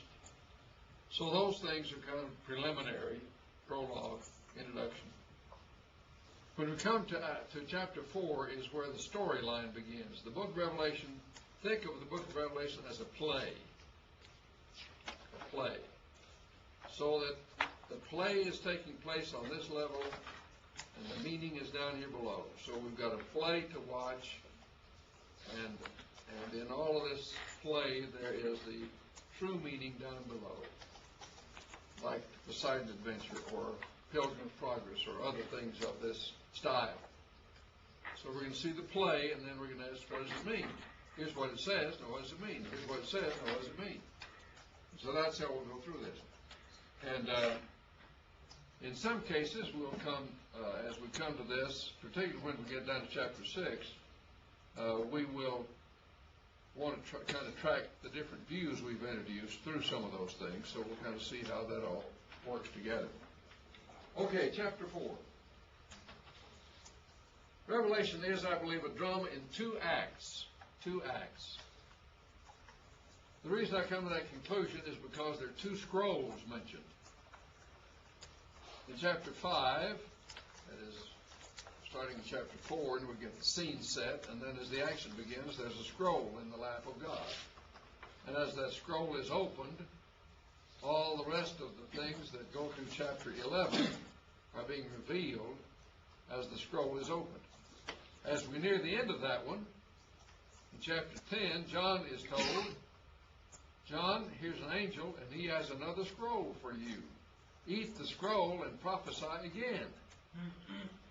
So I'm assuming, although it doesn't say so, that is the contents in that scroll would be Act 2, starting in chapter 12. So we're sort of dividing this into a play in 2 acts. And the first act is 4 through 11. 4 through 11. In this section, we'll get part of the way through the first act. Will be our plan here for this. Now, chapter 4 then starts Act 1. Chapters 4 through 11 for Act 1, and now the curtain rises in chapter 4 on the heavenly scene, the throne room of God. And so we're going to get a picture, as the curtain rises, of the stage on which the play will be given. When you go to a play, you look around the stage, and the stage setting tells you something of the play. Is this indoors or outdoors? You can usually tell by looking at the set whether it's a comedy or a tragedy, whether it's set in modern times or old times. So the stage setting gives you something of the context in which to view the play. So, chapter 4, we're going to look around the stage and see what's on the stage. That's what happens in chapter 4. Now, as we look at this stage, what do we see? Well, in the very center of everything is the throne of God. We have on the screen a picture that an artist has painted. You'll notice several things about this picture that we'll explore a little bit as we come to them. But here is the throne of God in the center. Around the throne of God are 4 living creatures, 4 cherubim, 6 wings. Then around that are 24 elders on their thrones. And then around that, according to chapter 5, verse 11, are angels. 10,000 times 10,000 of angels. 10,000 times 10,000 and thousands of thousands. How many angels is that? Well, more than you can count. And then in chapter 5, verse 13, it says, every living creature in heaven and on earth and under the earth. Big stage. It's got all, everybody's there. Angels, human beings, everybody is there to observe the play. So, this is something of the setting that we see. Now, the throne in the center, God's throne. Every interpreter that I know of says this is God's throne. There's not a lot of difference of opinion about this stage setting. The four living creatures, 24 hours a day, say, Holy, holy, holy is the Lord God, the Almighty. I mean, the scene here is one of glory and praise and majesty to God, adoration of God. And we need to keep that setting in our minds all the way through the book. This is where the story unfolds, is as God sits on his throne and this story begins to take place. These four creatures praise him. The elders, 24 elders, cast their crowns before him. Sing about that sometimes. Who are the 24 elders? Well, where I'm an elder, we've got 20 elders. That takes care of 20 of them. I'm not sure where the other 4 are from. What are the 24 elders? Well, we're never told, are we? It just says 24 elders, so we don't know. A guess might be the 12 patriarchs of the Old Testament and the 12 apostles of the New Testament. The reason I might make that guess is because when we come to the vision about the New Jerusalem, the names of the 12 apostles and the names of the 12 patriarchs of the Old Testament are inscribed on the gates and on the foundations. Where was that at? In Revelation chapter 21, the New Jerusalem. So it makes mention of those two groups, and so maybe that's what this is. We're never told. What this does do, however, imagine how majestic this scene appears. It's a scene not of one throne, but of one throne with 24 more thrones. Who is on the throne as this story begins? God is on the throne. Now, sermon topic. These Christians are facing difficulties and hardships, and what happens when we face difficulties and hardships? What is the question we often ask? Why me? Why me? Where's God? And as Christians are about to enter this time of trial and difficulty and hardship and persecution, what a great message for them to say, God is on the throne. God's on the throne. He hasn't forgotten you. He's not gone away. God is on the throne. So, at the very beginning of the play, we get an important message. God is on the throne, and God is majestic, and God is powerful, and God can take care of things. So, from the very beginning of this, of just looking at the stage setting, it's an important message for these early Christians and for us. And so, the four creatures praise him, and the 24 elders on thrones praise him. Chapter 5, verse 11, the host of angels. And chapter 5, verse 13, every creature in heaven and on earth and under the earth. Everybody living and dead is observing this story. It's a story that involves everybody. Now, it's focused on the early Christians, but it involves us all. Now, as a part of this, of the stage setting, now we're going to see some other things that are present. As you look at chapter 4, you'll find that there are some other things that are there.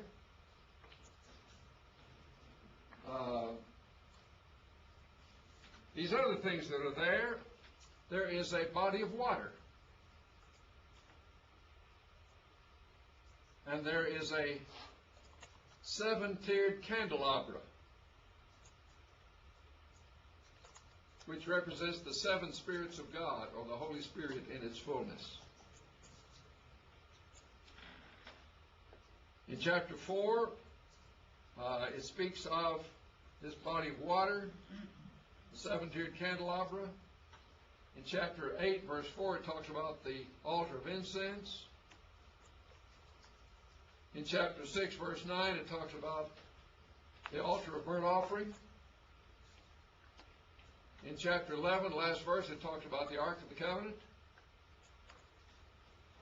What's beginning to come to your mind here? What are all those a part of?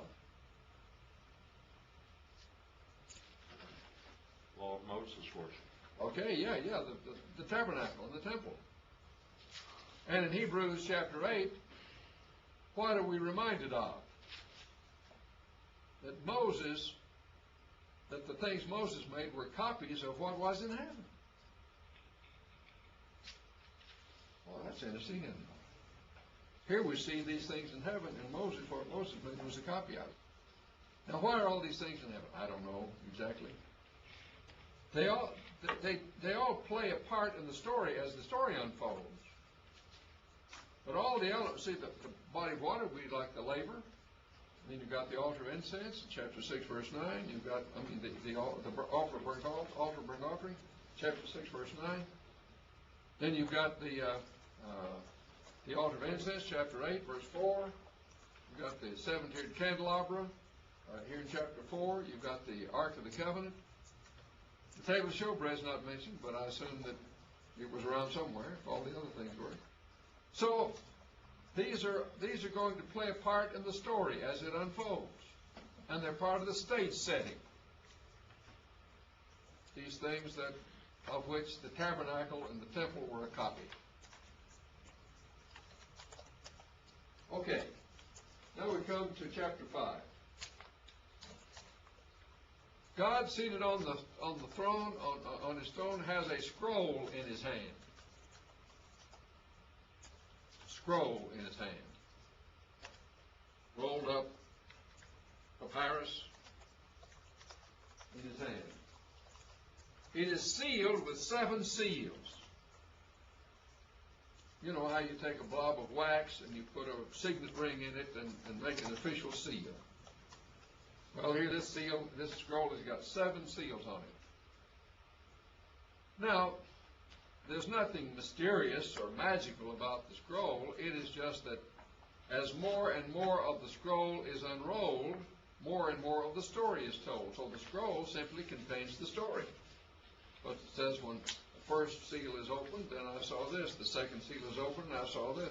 Third seal is opened, and I saw this. And so the scroll is the story of the first act.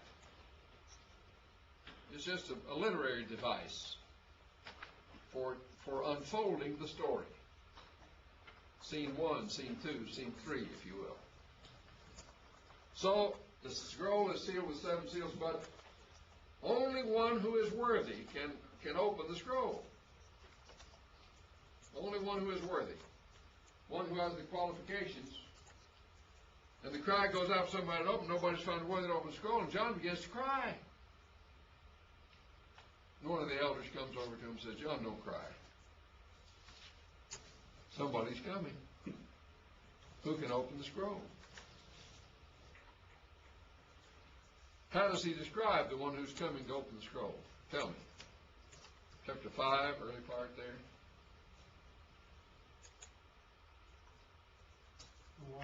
The Lion of the tribe of Judah.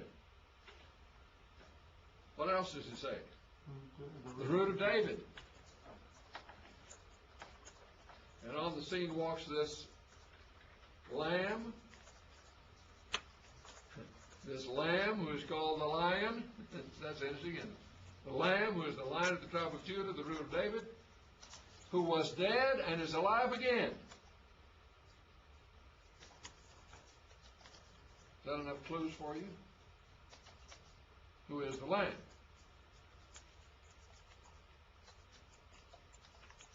Jesus. Obviously, Jesus Christ. Dead and alive. Behold the Lamb of God that takes away the sins of the world. Root of David. Lion of the tribe of Judah. So all this, of course, describes Jesus. And so Jesus comes on the scene looking as a lamb that has been slain. You'll notice in this picture that this lamb has 7 eyes. You see them all, 7 eyes. And 7 horns. 7 being a number for fullness. 7 horns would mean a fullness of power. Power. Horns signify power. 7 eyes would signify if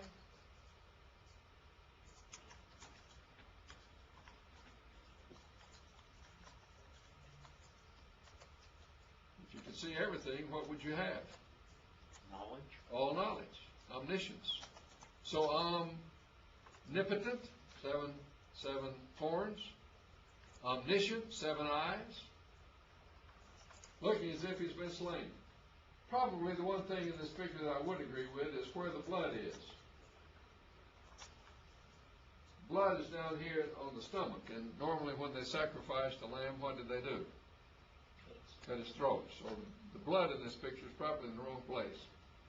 But anyway, that's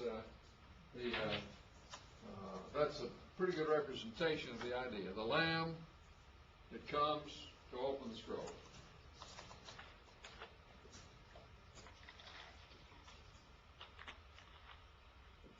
Now, so the Lamb is Jesus.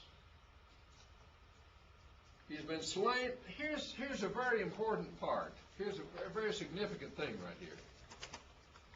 Where does this say we are in the lifetime of Jesus?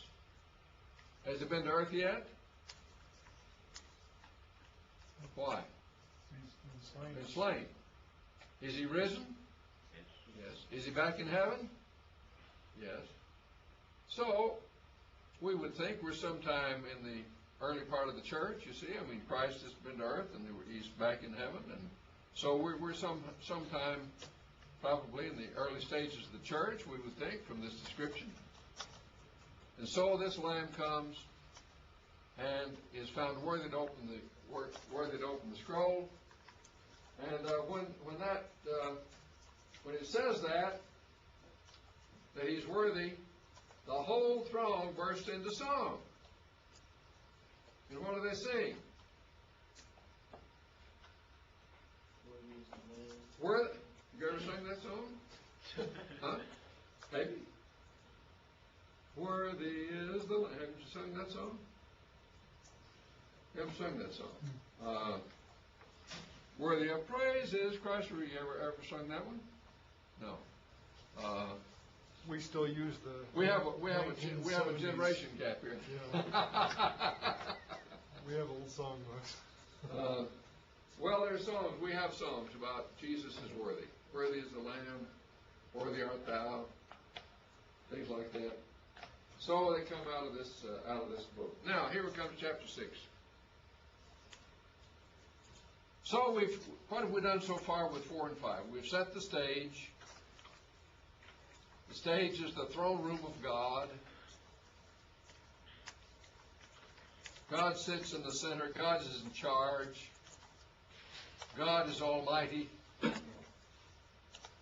24 thrones around on which the elders sit. The 4 cherubim around his throne. Now here's another thing that I think we might think of right here. Think of these early Christians being persecuted by the Roman Empire, and the Roman Empire looked all-powerful, didn't it? But they haven't got anything that compares to this, do they? I mean, they had big throne rooms in Rome, but they didn't have anything like this. 1 throne, 24 more thrones, 4 cherubims, thousands of angels. So there's kind of an unspoken message here to these early Christians. Look, I know you're up against a strong force, this Roman Empire. But That's nothing to compare to having God on your side. That's a message we need sometimes too. God is for us, who's against us? God is for us, what's the Roman Empire? We need to rely on that promise of God to care for us and to love us and to watch out for us and to rely on prayer to God. And so there's a comforting message here in this description of the stage on which this story is going to be played out. Okay, we get to chapter 6. In chapter 6, Jesus begins to unloose the seals. He begins to unloose the seals. As each seal is broken, something happens. First seal is broken, second seal is broken, third seal is broken. As each seal is broken, something happens. So this is the way the story is told by the opening of these seals on the scroll. So the first seal is broken, and there rides across the stage in succession 4 horsemen. 4 horsemen.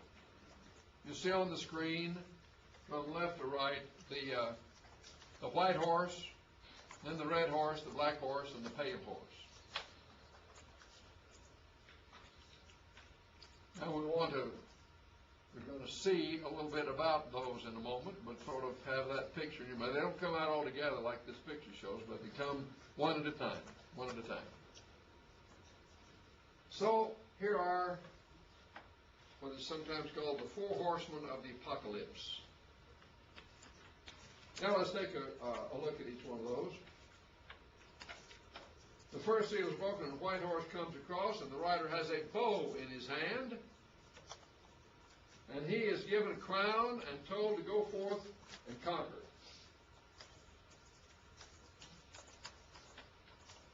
White horse has a bow, given a crown, is told to ride out and conquer. Conquer. We're going to go through all the 4 horses, and then we'll talk about what they mean. Okay, here is the second horse, a red horse. Comes across the stage. His rider is given power to take peace from the earth. Go out and make war. Red horse, war. And the rider is given a sword to go out and make war. Number 1, go out and conquer. Number 2, go out and make war. Here's number 3, black horse. He is given a balance. Have you ever been places where they weighed out things? You know, here's the, you hold it like this, and there's a thing over here and a thing over here, and you put the money on one side and the gold on the other, or something. You know, you weigh out something for a certain amount. Well, he has a balance in his hands like that, and he is weighing out grain for money on his balance. And the price is very high. Price is very high. And so it indicates thus a time of scarcity of food. When people don't have enough money to buy the food. Sounds like today to me.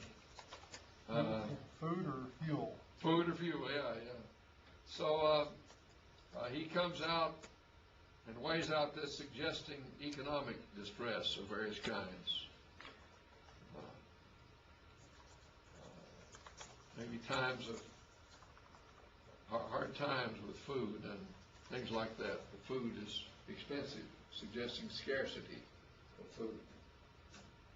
So the voice sets high prices. Then comes the 4th horse, a pale horse. And the rider on the pale horse is named, and his name is Death. Death is the rider.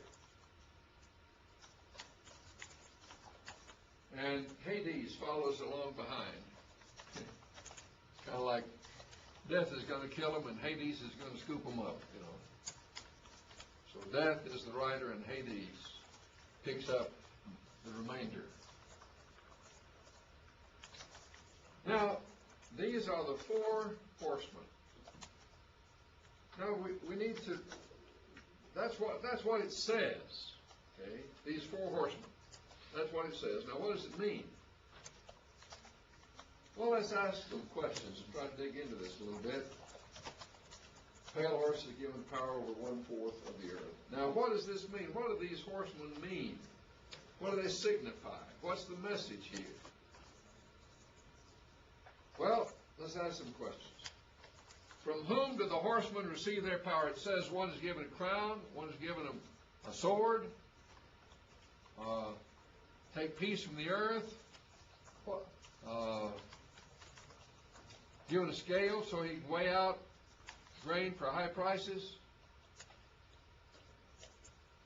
They're given these things. Who gives it to them?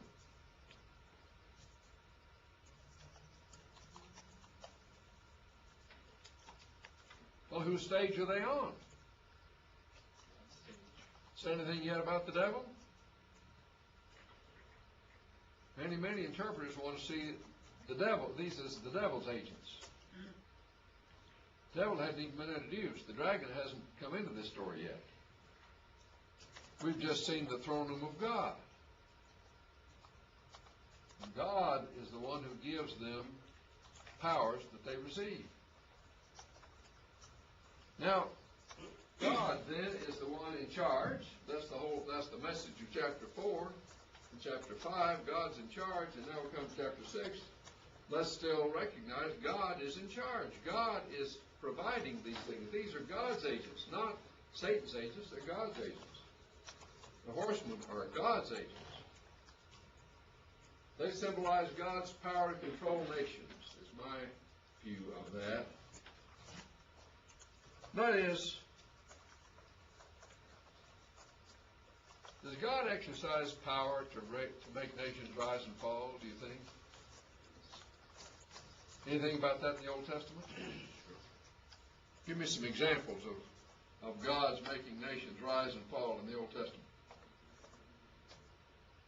Using nations as his agents. Babylonians. Assyrians. God says to Israel, I'm going to use the Assyrians as a rod to spank you. And the Babylonians, he says, I'm going to let them carry you captive because you've been bad boys, bad children.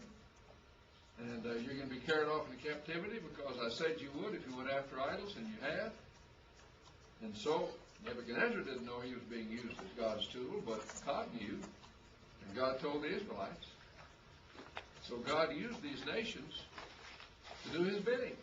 God used them at his best. Paul says in Acts 17, as he's speaking to the people on Mars Hill, what does God say about the boundaries of nations there?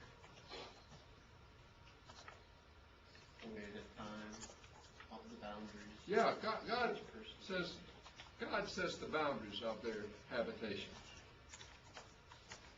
God sets the boundaries of nations. Well, yes, he can if he wants to. God has always been active in the affairs of men. God has used nations to carry out his will. Now, how he does that and still gives them free choice, we can discuss all day long. But that's why he's God and we're not, okay? He understands that and we don't. They have free choice. They don't know. Judas, did God make Judas do what he did? No, but did God use what Judas was going to decide? Yes. So God's able to use these nations, but it seems to me that these horsemen are riding across God's stage, receiving authority, receiving power, receiving instructions. It has to do with God having power among nations. Who do you believe brought down the Iron Curtain?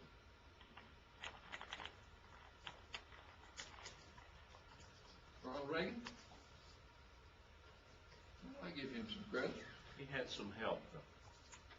But don't you believe that God had decided that atheistic communism that was oppressing people and telling people there was no God and taking things away from people and not giving them good lives, had run its course.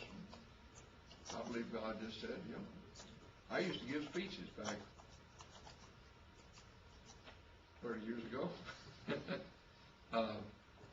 about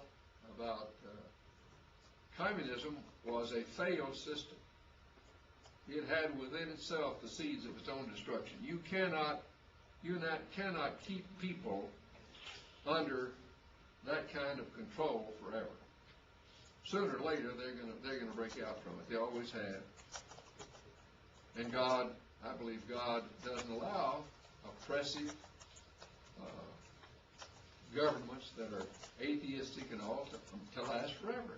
God has a hand in things. I believe He still does. When nations reach a certain level of immorality, what happens? They go down to defeat.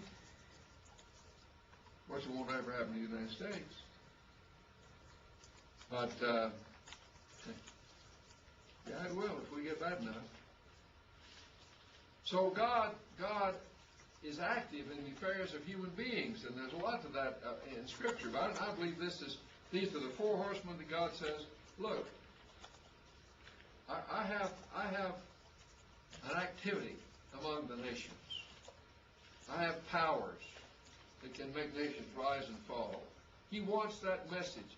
As these Christians, early Christians, are thinking, well, where is God in all of this? Why does God let this nation that's so opposed to Christianity, why does He let them go on? Why doesn't He stop it? God says, hold on just a minute. I haven't lost my power. Watch these four horsemen. I've still got power among nations. I can still use it on my timetable and when I choose. So I believe He sends His four horsemen out as a way of saying, just remember, I'm still in charge. I still take a hand in the affairs of nations. I may not operate on your timetable. I may operate on my timetable, but I'm there. I'm there.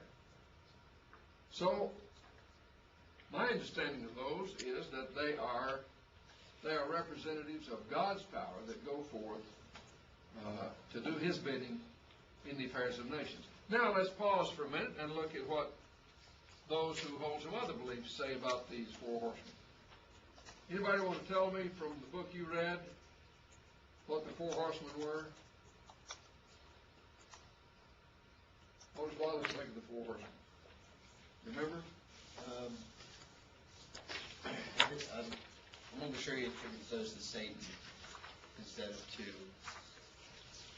God and the agents of Satan would use to bring down Jerusalem. Okay.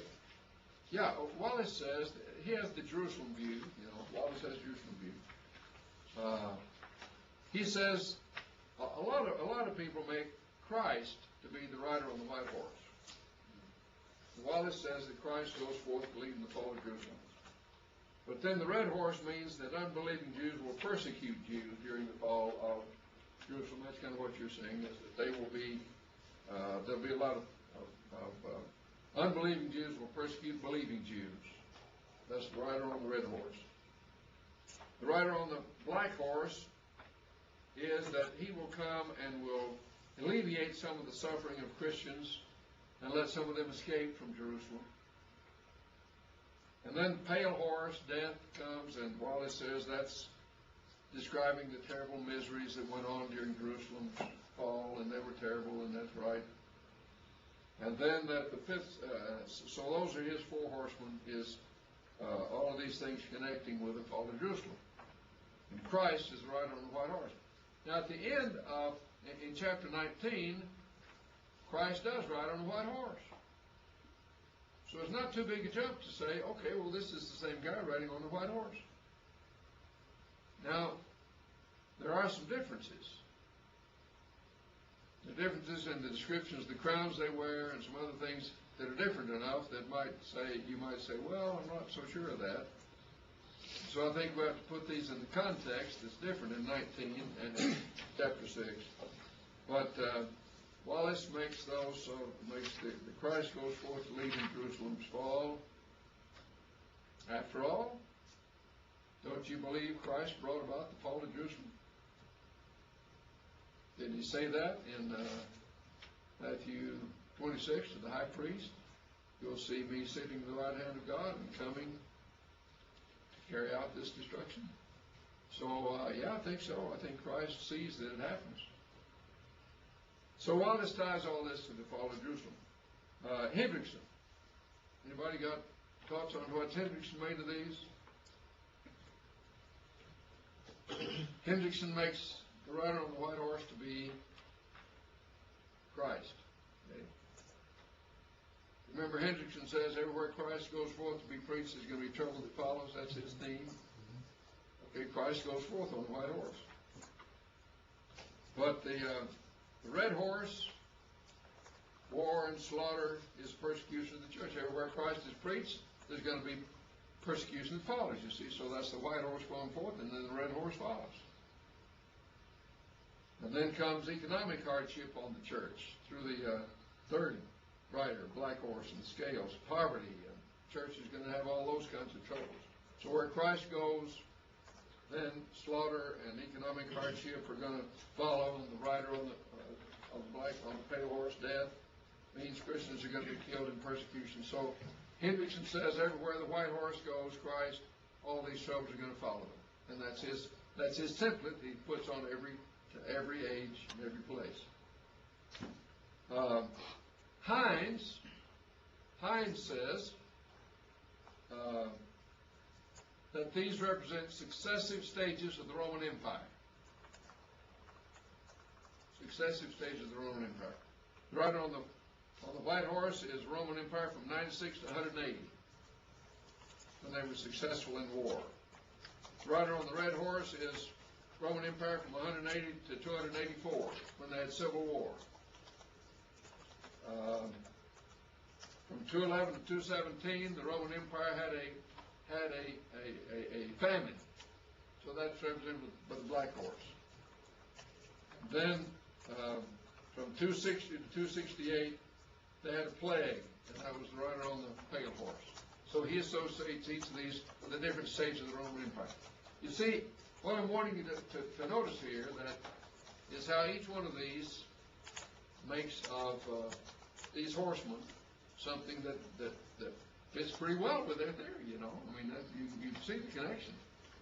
And so Hines says the book of Revelation is the whole story of human beings, from first coming to second coming, and so we're now we start out in the stages of the Roman Empire. That would be the next thing that happens. And so these are stages of the Roman Empire.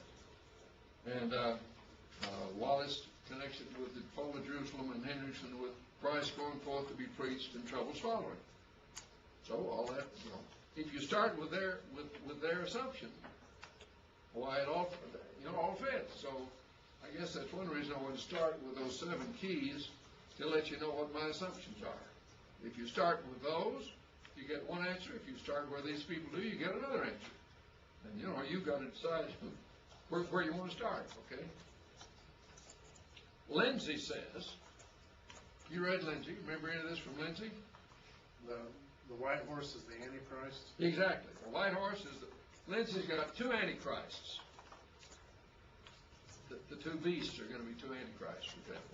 But here, the rider on the white horse is the Roman Antichrist, who he says is now alive. He's now alive. You know, Lindsay wrote a book, 1980's Countdown to Armageddon. If I remember, last time I looked at my calendar, it had been a while since the 1980s. But he said it was going to happen in the 1980s. Well, no, the interesting thing about the premillennial view is it is so flexible. It just rolls forward to a new set of events. If it's not Gulf War I, it'll be Gulf War II. If it's not Gulf War III, it'll be World War III. And the thing just rolls forward. And they set whatever starting time they want to. So one of the big starting times was Israel's return as a nation in 1948, and that's going to be the thing from which everything is measured. Then we got out here to 40 years after that, 1988, nothing happened. What happened? Or where is it? Well, I don't know. So we got to stretch it out a little further. And so 1980s, countdown never again, and that didn't happen. So Walvoord, who read Walvoord? Walvoord says that it was going to be in some of his books he talked about the Gulf War. I don't know which one you read, but Gulf War was a big deal. Prelude to the end was the Gulf War. The one I read, this commentary was written before that, back in the 60s. So, which suggests what I'm saying. See, it just rolls forward. So, anyway, Lindsay says the Roman Antichrist, and then the red horse. Now think for a minute. With what nation do we associate the color red? Russia. Russia. Red horse is Russia. And in Daniel chapter 10, we've got the king of the north and the king of the south. And they're coming against Israel. That is, they're fighting each other, and Israel is in the middle. And so the king of the north, he says, is Russia. The king of the south is Egypt and its Arab allies. And so his story of the build-up to Armageddon is that Egypt and its Arab allies come and take Israel, and then Russia doesn't like it, and it comes with Russia with its Arab allies comes and tries to throw them out, and then the Chinese come and get involved in all this. We'll talk about that on Friday. But so since Russia is red, the red horse is Russia. And then the scales, financial catastrophe, worldwide economic troubles, high prices, and the pale horse, mass death to unbelievers. And so I'm reading from the chart I'm going to give you later. But I'm just trying to illustrate the different views. I want you to see those. And now, any more discussion of the horseman before we move on? View which I've suggested, my own view is that they represent God's power among the nations. And it's going to be interesting when we see what happens with the next event, which I think builds on that point. But, I'm not, I hope you don't think I'm putting down these views. I'm not trying to make fun of these views. I'm just trying to explain these views. And then you have to decide which of these is, makes the best sense in terms of what message John is trying to get to these churches. What's the Floyd Wallace view on this? The what view? Floyd Wallace? Wallace? Yeah. His view is that this is all about Jerusalem, fall of Jerusalem. And so he makes Christ on the white horse, leading in the fall of Jerusalem, and then the red horse is persecution of Christians by unbelieving Jews. And then the rider on the black horse comes and he alleviates some of the suffering of the Christians, gets them out of Jerusalem. And then the pale horse is all the terrible things. What happened in the fall of Jerusalem was terrible. Titus came with his armies and surrounded the city to starve them out. And they would do anything for food. They would eat, mothers would eat their children who died. And, it was just awful, just terrible stuff. So that's what he says is suggested by the fourth horse, death. Okay, let's go now to the opening of the fifth seal.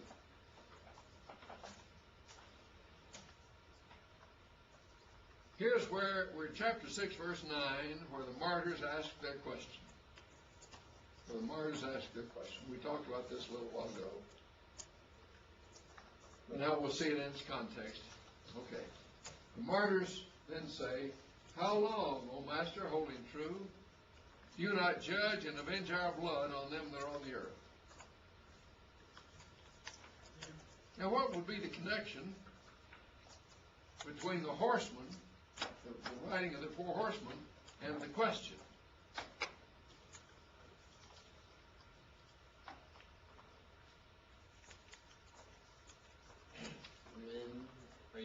these horsemen do what they're supposed to do. If you got all this power, God, why don't you use it? When are you going to do something? I mean, you got it. Why don't you use it? So I think there's a real connection between these in which God has shown His power to make nations rise and fall, to affect the outcome of nations, to set the boundaries of their habitations. And so the martyrs, the early martyrs, there are early martyrs and later martyrs in the book, suggested in these verses, these 6, verse 9, 10, 11. Here are those who've already been beheaded for their testimony, and then he says there's still more that are going to be beheaded, so those are the later martyrs. So you've got early martyrs and later martyrs. These are the early martyrs. And they ask the question, how long? God, if you've got all this power, if all this is at your disposal, if you're on your throne, and you're in charge of things, Lord, why don't you bring this to an end? Don't you know your people down here are suffering and everything? Well, in the book of Revelation, that question is put out of the mouths of those that are martyrs. But don't you expect that the Christians on earth were asking that same question? God, why don't you do something? How long is this going to go on? And so this book is written to say to those people who have that question in their mind, let me give you the context of this whole thing, God says. Let me show you the big picture. I want to show you the big picture. Just hang on. Don't get too blown out yet. And so he puts the question that is in the minds of a lot of Christians on earth in the mouths of these martyrs who are already in heaven, who probably also had the question. But anyway, here's the question. How long, O Master, holy and true, do you not judge and avenge our blood? Judge, how long do you not judge and avenge? Remember those two words. How long before you judge and avenge our blood? Now, they're not asking for revenge. They're asking for justice. God, you have the power. We know what is right. We know who's the right side on this. We know who the good and bad guys are. We know who the guys are wearing the white hats and the black hats. Lord, why don't you do something? So that was the question.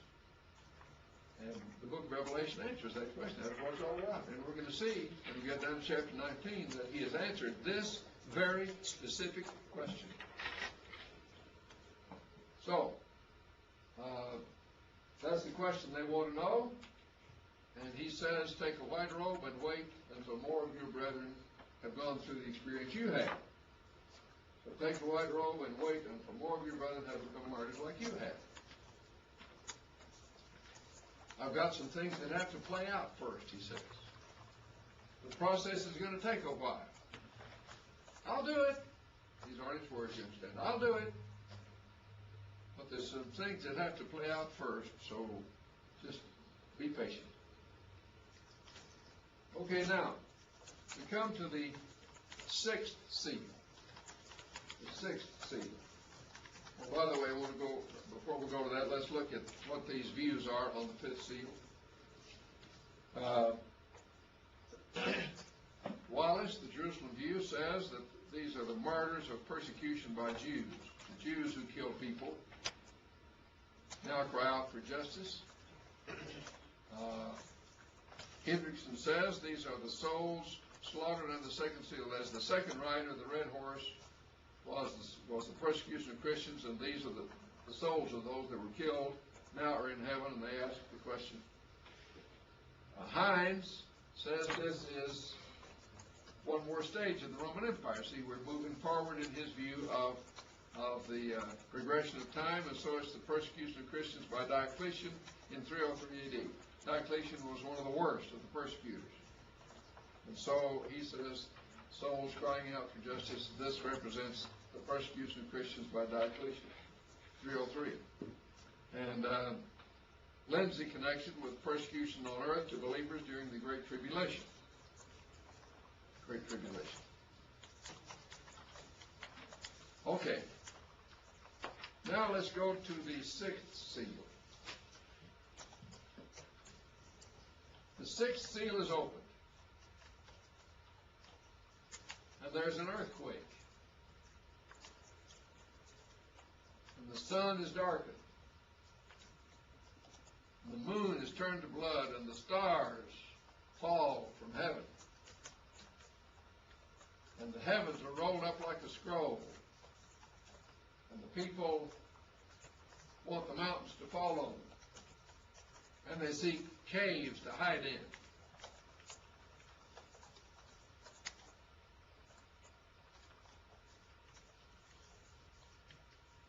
What does Hendrickson make of that? Remember Hendrickson's view. Is it 1 to 3, first to second coming? 4 to 6, first to second coming? So what's he going to make of this? Second coming. Second coming. Well, doesn't it sound like the end of the world to you? I mean, look.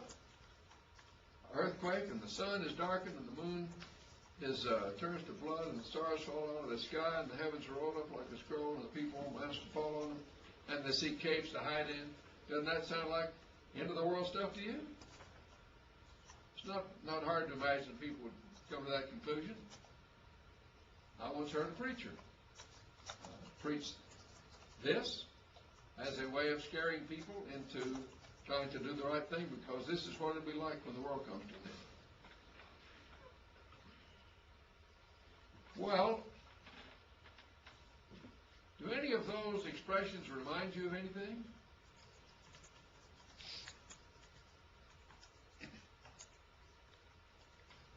Judgment terminology of the Old Testament. Exactly. Every one of those is a clip out of the Old Testament. Every one of them is a phrase clipped out of the Old Testament and they're all put together right here. So let's see what they came out of the Old Testament. Isaiah 1, 12 to 22, the fall of Jerusalem is called like an earthquake, and people will look for caves to hide in. Oh. Were those expressions in the Old Testament describing the end of the world? They're describing the fall of a city. Fall of a nation. They're about Jerusalem is going to fall. And its fall will be like an earthquake and like people looking for caves to hide in. That is a figurative way of saying it's going to be really bad times, really hard times on people. Isaiah 13, 9 to 16, the fall of Babylon is described as the sun being darkened and the moon and the stars ceasing shining. Did that literally happen when Babylon fell? Was the sun darkened when Babylon fell? Did the sun quit shining? Did the moon and the stars stop shining? It did in their world. Well, yeah, in a sense it did, of course. Figuratively, sure. But that's a figurative expression, not literal, but that's a figurative expression, meaning it was a really big deal. That's what you mean, isn't it? It was a really big deal, of course. But not talking about the end of the world, but talking about the fall of a nation. Oh. Fall of Jerusalem, fall of a city, fall of Babylon, fall of a nation. Hang on, there's more. The fall of Edom, Isaiah 34, the heavens will be rolled together as a scroll. You see, every one of these expressions is right out of the Old Testament. And about the fall of a nation or a city, not about the end of the world.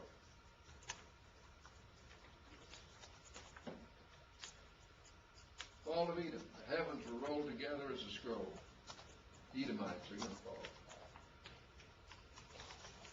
This time next year, by this time next year, I will have been to Petra again. I'm taking a group to Holy Land next year. If I live that long, Lord willing. The Edomites lived in this red rock city. Have you ever seen Indiana Jones and the Last Crusade? He goes down through this long, narrow thing, and then comes upon this building that's carved into the wall of the kind of a cliff here. That's Petra. That's a real picture of Petra.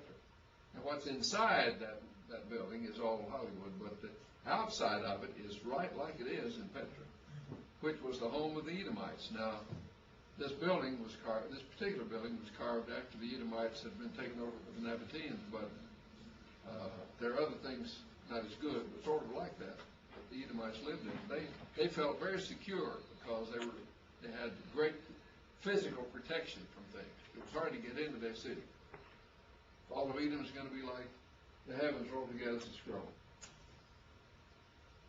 Hosea 10:8, the fall of Samaria. People will cry for the mountains to fall on them. Now, what's the point of all this? Joel 2:28 through 32, the end of Israel. The sun will be darkened, the moon will turn to blood. Peter quoted that, on Pentecost. He said, what's happened today on Pentecost is what Joel prophesied. The sun will be darkened, the moon turn to blood. How did that happen on Pentecost?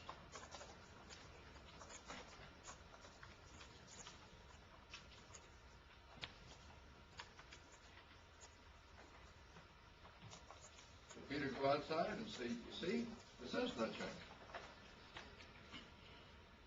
Kingdom of Satan had been brought down, and the kingdom of Christ had been established. This was the beginning of the end of the Jewish age, and so it was the end of Israel.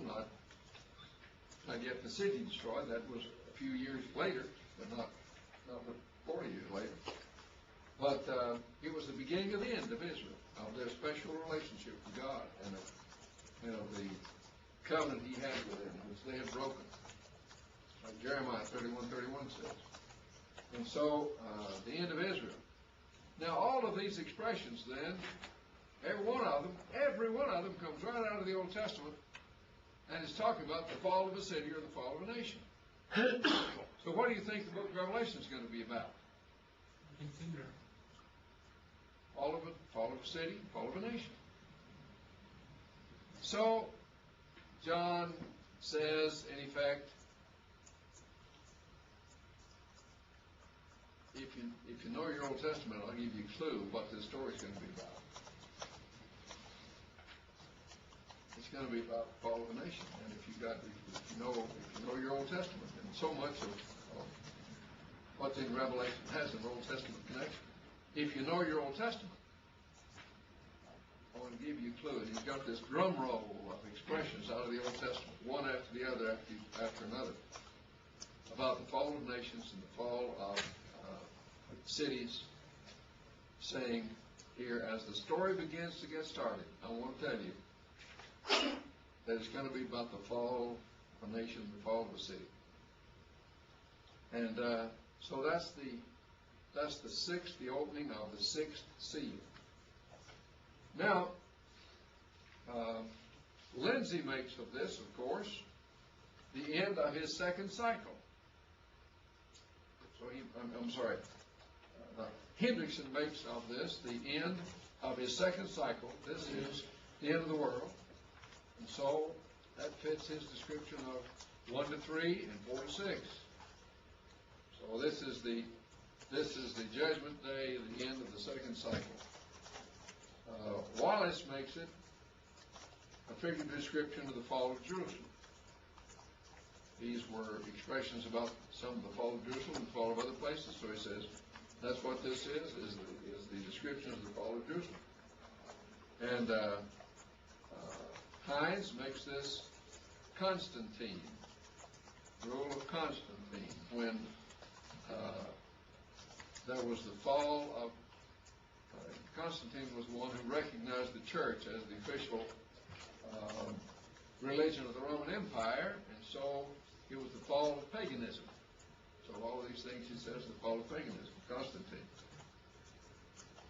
Lindsay says it's the result of the first nuclear exchange in the war, the Great War to end all wars. This nuclear exchange is going to make the earthquakes and the nations and all these things. Heaven rolled up like a scroll, and all that is the first nuclear exchange.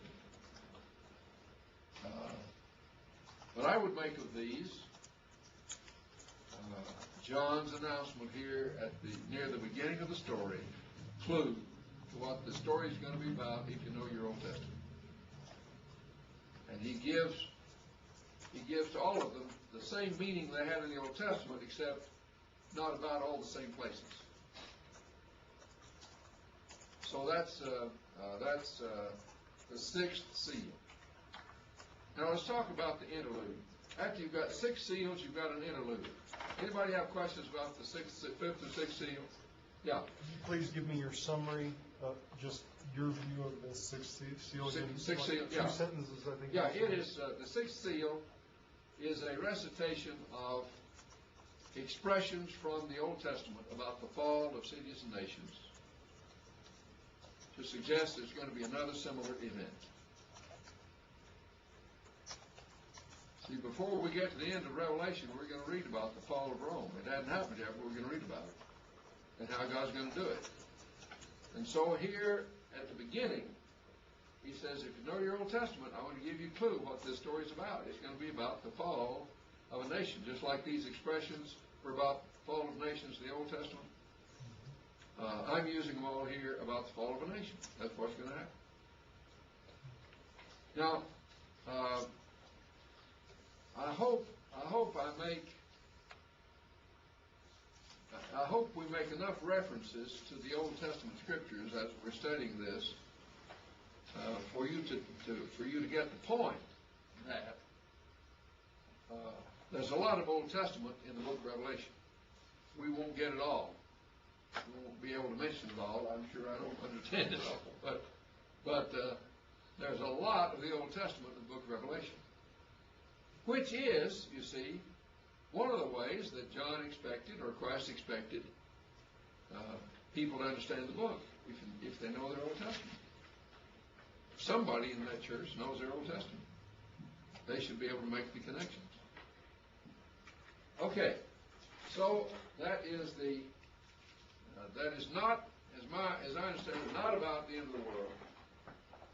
It's a prelude to what's coming. So these figures point to the fall of a nation. For those that knew their Old Testament, this story will be the fall of a nation. Now, we have a kind of a literary device that takes place here. In the book of Revelation, we've got 7 seals, we've got 7 trumpets, and we've got 7 bowls. And each time between the 6th and 7th seal or trumpet or bowl, there is an interlude. So as we come to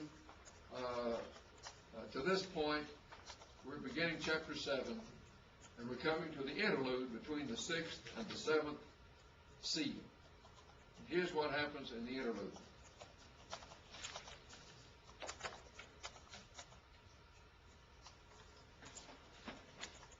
Okay, he starts out chapter 7 by saying, wait, don't start yet, not yet, don't start yet, not yet. Hold the phone. Those are not his exact words. Stop. Before the action goes on, I have something I want to do first. So he says, don't start yet. Don't start yet. What do you want to do first, God? I want to put my seal on somebody. I want to put my seal on somebody. So, who are you going to seal, Lord? I'm going to seal 144,000. Well, who is this 144,000? It's 144,000, 12,000 out of each of the 12 tribes of Israel. 12 tribes, 12,000, 144,000. I'm going to put my mark, my seal, on 144,000. Don't start yet until I've marked my people with my seal. Later on, it said that God's people have His name inscribed on their foreheads, and I guess that's what this is talking about, although it doesn't say that here. I'm going to seal the 144,000, 12,000 out of each of the 12 tribes of Israel. Okay.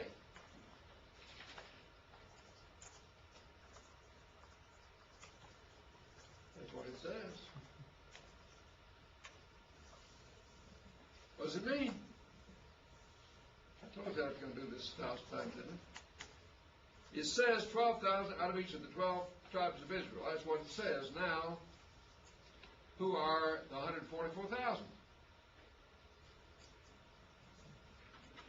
Well, let me ask you. Who is God's Israel at the time this book is written? Christians. Huh? Christians. Christians. The church. Look at some passages here. Romans 9, verse 8. Not the children of the flesh, but the children of the promise. Oh. Christians are now God's children. It's no longer the children of the flesh. That's literal Israel. That's Old Testament Israel. But this is something different. Children of the promise. Romans 9:8. Philippians 3:3 talked about the true circumcision. Not the nation of Israel anymore, but the true circumcision is the church. True circumcision is the church. Or Galatians 6:16 talks about the church as being the Israel of God. The Israel of God.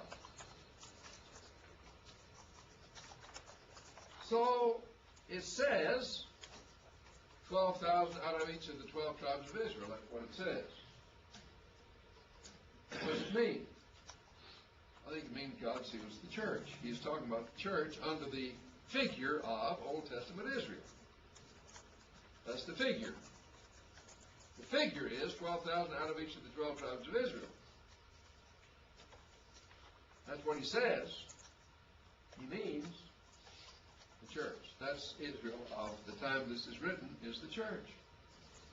Now here's how that makes sense to me. He says in starting this chapter, don't hurt the earth. Somebody read verse 3 for me. I think that's in verse 3. Do not harm the earth, nor the sea, or the trees, until we have sealed the bondservants of our God on their foreheads. Okay. Don't hurt the earth until I put my mark on my people. Times are coming that are going to be tough. There's going to be hardship and trial and difficulties and lots of bad things happening. Satan is going to start to do this and that and the other. But before we go any further in this story, the Lord says, don't do any damage now to the earth until I have put my mark on my people.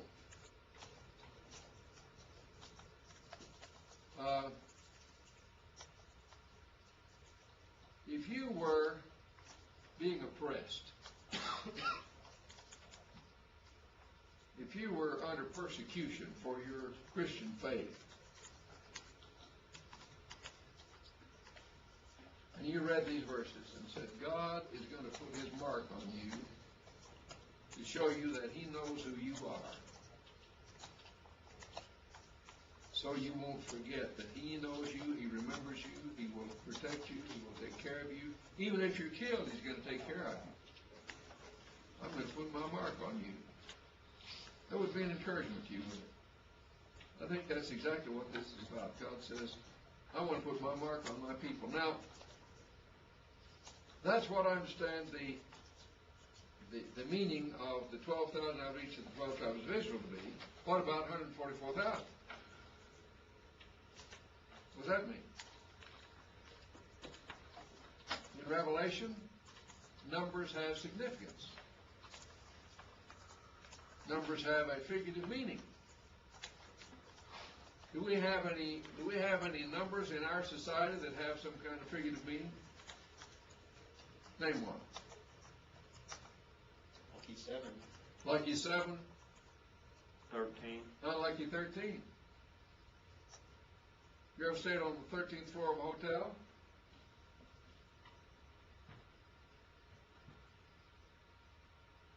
Get on the elevator of a hotel that's got 20 stories. They'll just give it a And notice what happens. 10, 11, 12, 14, 15, 16. They don't even number a hotel floor as 13 because too many people wouldn't want to stay on it. The message of that is don't ever stay on the 14th floor of a hotel, because that's really the 13th floor. technically there is a 13th floor. That's right. That's right. See, so don't ever My point is, we have numbers that have symbolism too, you see. But they did it more than we do. So what's the symbolism of 144,000? Well, they gave, their number for the earth was 3, and the number for divinity was 4. 3 times 4 is 12, and so 12 covered everything. 12 was complete. 12 was the number that meant fullness, completeness. So if you take 12 times 12, what have you done? Completely complete. Completely complete, exactly, completely complete. Now, do we ever use 1,000 in a symbolic way in our culture? I told you 1,000 times not to tell me that. That is, I've told you to a fullness. I've told you sufficiently. So 12 times 1,000 is a way of saying complete times complete times complete, okay? So how many of God's people is he going to mark? Is he going to miss any? Are you going to be left out? He's going to mark every last one of his people, the whole 144,000 of them. Now, if I said, for example, I hope I'm not 144,001 because God won't mark me, that would not be doing justice to this passage, would it? Point is not. God is going to select 144,000 of Christians, and if you're not in that select number, you're out. Or as some 144,000 Christians are going to go to heaven and everybody else doesn't make it. If you're not one of the select 144,000, then you don't get to go to heaven. You'll have a lifetime on rejuvenated earth, but you don't get to go to heaven. So, I believe that's a misunderstanding of what this is about. What this is really about is God is going to mark his people to let them know that he hasn't forgotten them. He's going to write his name on them to let them know that they're his. And he won't miss a one. He's going to get them all. Now, the book of Revelation is a story.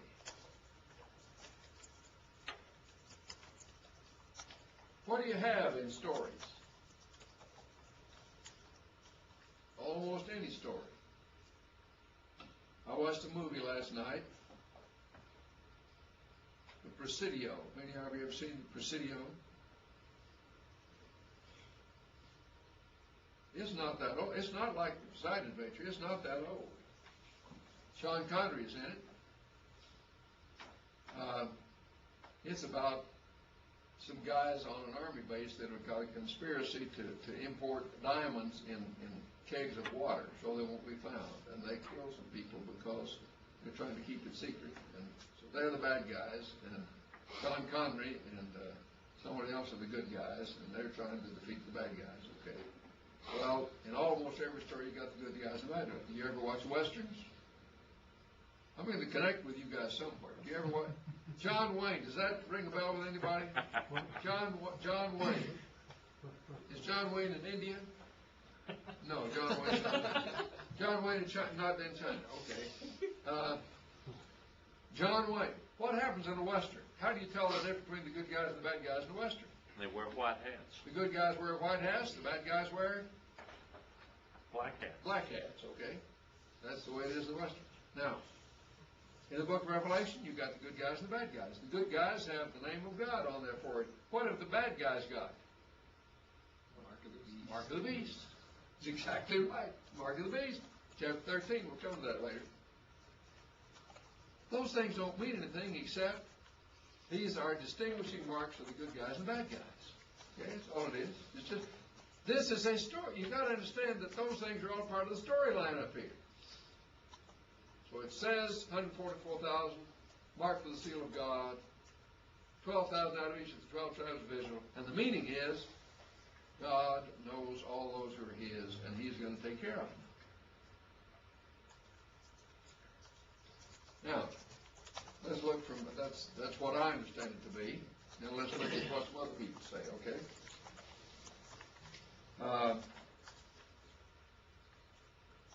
Wallace says, that this interlude represents a period of escape from the coming Roman army to destroy Jerusalem. God is going to save 144,000 Christians out of the city of truth. Were they Christians who got out of the city before it was too late? Yes, they were. Eusebius tells about that. They went to Pella. So that is a fact. So that's what he's talking about here. Well, if you start with the presumptions that while it's staked, well, that would fit pretty well. Hines says that 140,000 represents large numbers of fleshly Jews to be saved after Constantine. 340 AD to 400 AD, that a lot of Jews will turn to Christ. After Constantine makes Christianity the official religion of the church, a lot of Jews will turn to Christ. After all, it's 140,000, 12,000 each, 12,000 visible, so Jews are going to become Christians. That's what he says it means. Henderson speaks of the church militant of the Old and New dispensations, and that this represents spiritual Israel, that is the church of God on earth. So he agrees that this is kind of the church on earth, church of God on earth. Lindsay's got a wonderful view on this. Let's talk about Lindsay's view. Okay.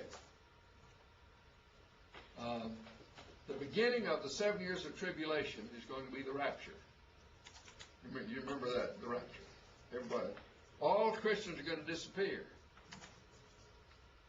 All dead Christians are going to be raised and go to heaven. All living Christians are vanished and go to heaven. Have any of you read any of the Left Behind stuff?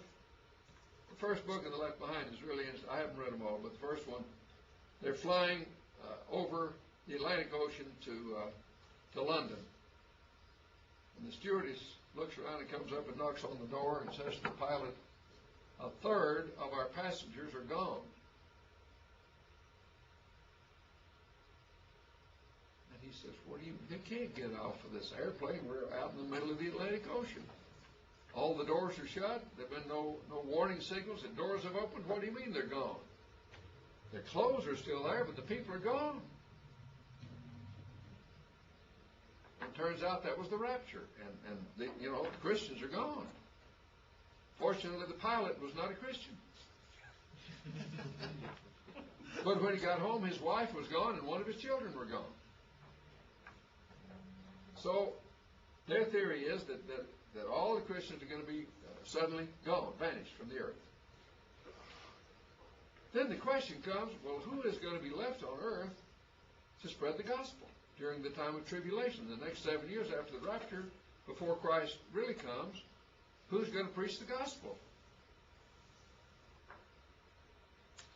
When 144,000 Jews see that Christians have all disappeared, they now become believers, and the 140,000 are Jewish evangelists that come to believe in Christ and preach Christ during the 7 years of the tribulation. That's what he says the 144,000 is.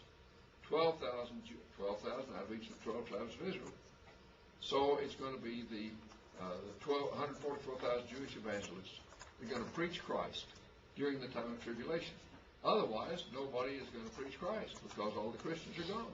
Somebody's got to be here to preach Christ during that time of tribulation. And 144,000 Jews are going to do it. Now, I have a little trouble with some of that. For example, Jews today don't know of what tribe they are. So how would you know it was 12,000 out of each of the 12 tribes? And of course that wouldn't have much meaning in the storyline of the book of Revelation to these early Christians, that somehow 144,000 evangelists, Jews are going to become evangelists. But anyway, that's Lindsay's theory about the meaning of the 144,000. 144,000 Jews that will preach Christ during the time of tribulation. Okay, now let's kind of pull this together, and chapter 7 closes. Chapter 7 closes with a picture of the throne room of God again, back to where we were in chapter 4.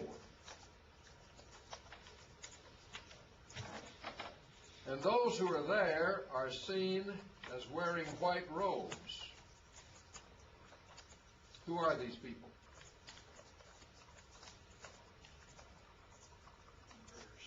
The martyrs that we saw back in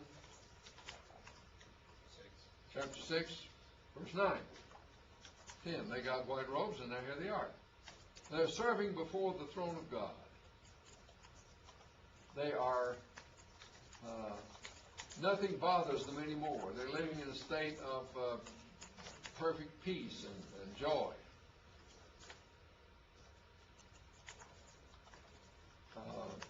They're described as those who are serving before the throne of God. They're doing something useful. They're not bothered by anything anymore. And so, what we have here, I think, is the picture that he wants Christians who are about to be martyred to see. That is, after you're martyred, what's going to happen to you? It's going to be good.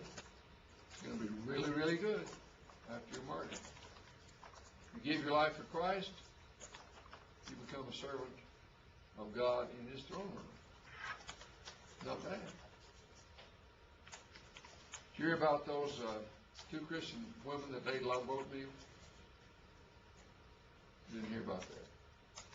Well, these two Christian women, older women, heard that if you ate oatmeal, you wouldn't have, your cholesterol would go down and you'd live longer. So they ate a lot of oatmeal, and sure enough, the cholesterol went down and they lived longer. But eventually they died and went to heaven. And they met each other one day. And they said, you know, if we hadn't eaten all that oatmeal, we'd have been here 7 years sooner. See, on the other side, it's going to look different, isn't it? It's really going to, you know, God made us to want to live as long as we can. I mean, that's built into us to want to continue to live. That's okay. That's one of the motivations God gave us to want to live. But the worst thing that can happen to Christians is not to die. I mean, that's a promotion. That's not a step backwards. That's a step forward. Now, what did Paul say about that? To live is Christ, and to die is gain. See, that's the message right here: is to live is Christ, but to die is gain. So, if you're called on to give your life for Christ, that's not all bad. I mean, it breaks some earthly ties and sad and suffering, and that's all bad, and we don't minimize that at all. But after you've gone through that, you're going to enter something that's going to be wonderful, beautiful, lovely, peaceful, satisfying, because you'll be in the presence of God. Now, we're going to stop there tonight with the end of chapter 7, and tomorrow we'll start with the opening of the 7th seal, which introduces 7 angels with 7 trumpets. We'll talk about the 7 angels and the 7 trumpets, and then we'll continue on tomorrow and cover down through chapter 15 is the plan. Chapter 15, and we'll try to keep tracking these other views along the way, and so that'll be our plan for tomorrow. Anybody have a question now before we go? I think we're ready to finish this then. If you're ready to turn off the television, we're done, okay? Which means we're well cooked, I guess. And, so we'll see you then tomorrow, and you need to be, spend some time in reviewing these things and studying on them and trying to get some of these things sort of in your mind, so you'll be preparing for the exam on Friday. And it'll be important for you to do as we move along through